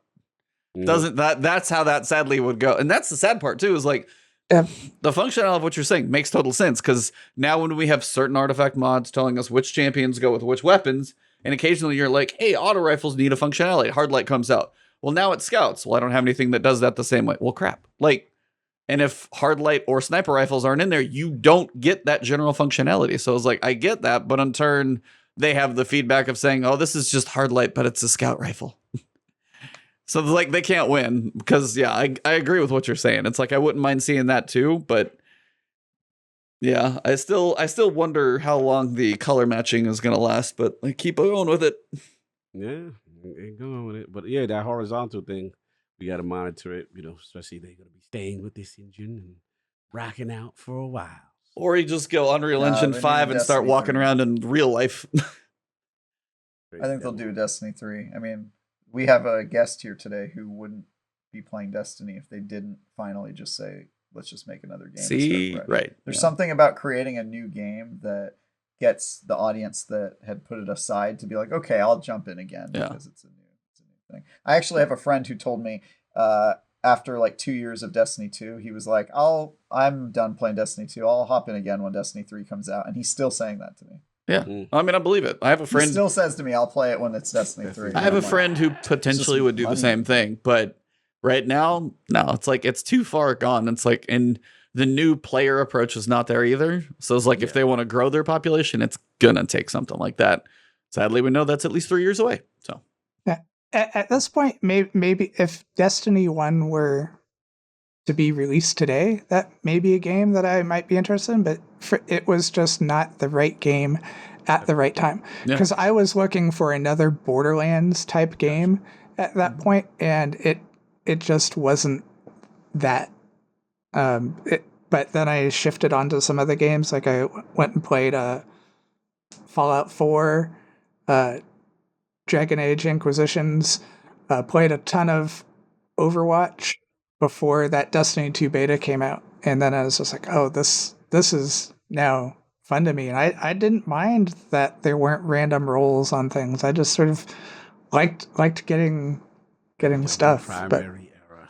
Double primary non-random rolls. Man, we have come a long way. Well, on that bombshell, I feel like it's a good time to outro this thing and get us wrapped up. Well, Kevin, thank you very much for coming on. It has been an absolute pleasure. Thank you for chatting. I know we've been kind of Twitter friends for a while, but good to spend a couple hours. I know you've probably jumped in a raid group of yours here and there and stuff like that. So again, thank you, and definitely glad to have you on. So it's been a pleasure. But at this point, tell people, I know you're not as much on the whole content creation, but it's like, I mean, if you got raids that you tend to do, if people can find you where they can, if they're looking for helps, just whatever, anything about you want to drop, literally the stage is yours at this point. I'm KevinOSX on Twitter. I don't really do streaming or YouTube. There's this other thing that I do that I'm not going to talk about, but it's out there. If you just opened a whole lot more questions. You just opened a whole Pandora's box. I heard your wife chuckle in the back. Yeah, it's his OnlyFans, right? So no, it's not that. It is Destiny related, but I'm not going to exactly say what it is. But yeah, KevinOSX on Twitter. Is it cosplay or role playing? I'm not gonna. We're gonna pester him after the show. Don't worry, you guys just won't get it. That's all. Yeah, I'll tell you after we turn the show off. Oh, cut that exclusive off. Behind the scenes look. Nice, Travis. It's been great talking to you guys tonight. I appreciate the opportunity. Kevin, great having you, man. It's really nice to hear from you and your perspective. You can find me on Twitter at TyGuyTravis. You can read my articles, previews, and reviews at IGN.com. This past week, I reviewed a game called Century: Age of Ashes, a PvP game where you ride around on dragons. It's pretty cool. You gave it a 7, right? 7? I gave it a 7. Yeah, I was like, I liked it. I liked it a lot. It was better than I thought it was going to be. Could use some tweaks, but not a bad little platform. It's not a bad platform, and it's eventually going to come to consoles next year with cross progression and cross play. So I think it could end up, if they fix it up by the time it comes out on console, I think it could be really good. That just needs to go straight to PS Plus and Game Pass, just like straight there. Yeah, if it went to Game Pass, it's free to play, so it wouldn't really need to be on Game Pass. But yeah, it could be. It could be really good. And on Sundays, I do a show called Bitcast with a guy named Ains and another guy that looks like if Snorlax got addicted to meth. You can watch me there. We talk about industry stuff together as a group. And other than that, you can find me here. Tell a friend about the show if you liked it, or an enemy if you didn't. And how about you, Cog? Oh, man. Again, shout out to Kev, man. Thanks for coming through. Love the perspectives. Good Destiny discussions, good gaming history. Always a good time. So salute to you for coming through this. And we follow each other on Twitter, so I was like, oh yeah, I remember him. Yeah. So salute to him, man. But yeah, I mean, for me, same old stuff. But just shout out everybody. Also, last word community too for sending a lot of love. Obviously, I started the position with Oculus, and it's been a lot on my plate recently, but it's been really cool. It's exciting, new chapter for me, and the love everyone showed was like super humbling. Had your boy tearing up. Like, wow. I was like, so thank everybody who said something nice. That really meant a lot, and still got everything. The good thing is things still continue. I'm not. I love that. You're like, everything continues. I was like, always be real clear. Yeah, because everybody was asking. They're like, oh no, Cog, you're not going to do last word. You're not going to do ILP. You're not going to do. Nope. Still fine. Do everything still goes on. Now, guesting on shows is probably going to be a no-no for a while. You know, that's going to be out. But as far as doing this, still love doing it. And yeah, make sure y'all hit that like and subscribe and spread the word out. So some fun Destiny discussions here. The last word with my bros. It's good to be back. Missed last week. Stuck in. Caught a lot of what you guys are saying and in the Game Awards stuff. Yeah, I saw you caught the end in chat, and I was like, oh, he heard me. He actually did hear me. So I was like lurking all that time. And I was like, damn. And it's right when I was about to type, that's when you're doing your outro. I'm like, damn. Because I wanted you guys to see it. Yeah, that was it kind of thing. Nope, you're good. Man, salute to everybody. But yeah, it's been fun at ILP this Sunday. And after that, we'll be taking a little break as well. Because I think we all need a little break. Just so much going on with all of us right now. Holidays are a good time for breathers, for sure. For me, I mean, Kevin, man, thank you so much. Pleasure. Tell your, I would say better half, but that's always negotiable depending on who you're talking to. But tell your better half, at least on the trophy list, thank you for letting us borrow like pretty good chunk of your evening. So we appreciate that. But it was a pleasure. Absolute pleasure talking to you. Definitely got, a good chunk of experience in this game. And it's always good to get different perspectives again. Who likes what, the nuances and the pieces of this game. So that's why I always continue to get different people. So very happy to have you on here. So thank you very much. It was a pleasure chatting. And gentlemen, as always, please go follow Iron Lord's podcast. Go buy an Oculus set to support Mr. Oculus over here. Actually, I got to thank you, E, because literally you were one of the people outside of King and Bill who really... I started to sell me on it because when I went to the house, we all played Beat Saber together. So yep, you and the lovely Cheetah. I was like, yo, okay, I get it now. You know what I'm saying? And you need to put her in esports. I don't care what you say. No, at some point, if like we still go out, think I can beat her. No, I was gonna say when we all gotta go visit Travis and Callie just because I gotta have a reason to go to California. Yes, we gotta do a 49er game because we're all 49er fans, which is hilarious. And then we gotta see a Beat Saber tournament. And then we're gonna go eat at some restaurants. So like we got a trip. We got to get the last word San Fran trip somehow decked out here because for sure. Oh, we could do a live production in my table. Oh my god, we're all in there like squeezed head to head just to try and be in frame because it'd be ridiculous. My dining room's actually huge. We could totally do a live episode. There you go. Nice. I'm down. Cog's gonna be like, all right, I got the equipment. Gonna bring the portable equipment. No. But yeah. Well, thank you guys very much. Chat has been awesome. The super chats. Thank you guys very much for the support. I know the holidays will be a quieter time, but again, thank you all. Thank you, Kevin, Travis, Cog, all of you guys. For me, you guys know where to find me. I'm still just trying to get as much content out there as I can for guides to help you guys get through all of this stuff efficiently, solo and everything else. If you guys do need some energy, shout out to Advanced GG. Use code EBONTIS. If you got any questions about flavors or anything like that, hit me up on Twitter because honestly, I have them all and I've tried them all. So let me know. Stay tuned. Stay tuned in the new year. We may have specific shakers with things on them. And again, for the show, thank you guys. I'm so happy for you. I'm excited. Your expression right now. His expression right now. He's just hilarious. Like, I'm so happy for you. I just think of the NASCAR jacket. That's all I think of when he's saying. Hold on, let me plaster this shoulder over here. I got this one over here. No, at some point I actually was curious because my wife and I we've been working out a decent amount this year. This is a random outro. But we have been lifting more. It's like, I got to eat better before we go to GCX. That's one thing for sure. But I was actually going to say, it's like, I see Cog's arms on podcasts. And I also know my arms now fill out my shirts too. So it's like, I finally measured my arms. So I was like, I want to know how big your arms are because I know they're bigger, but I want to know how far I want to go. I got to go. I got to measure. I'll measure. I'm going to give you the updated I was like, I'm stats. curious because I was like, excuse me, Iman, did you know where the bus is? I can't find them. What's going on out here? Maybe the bus What if my arms are bigger than both of your guys' and you just never... It's just it's the extra large shirt that's hiding it. It's all in the shirt. Just all, yeah. He gets So the it's under tailored your guys. shirt and all of a sudden he's got this like baseball bump under there. I'd be like, damn. Yeah, no, you don't need to see it. Just take my word for it. I'm ripped, dog. Take my word for it. I'm ripped. Under here, it's all six pack. You don't know. That is the physical training you do not want to go to. Where he says, take my word for it. Don't worry, guys. Learn from me. Take my word for it. I got you. Oh.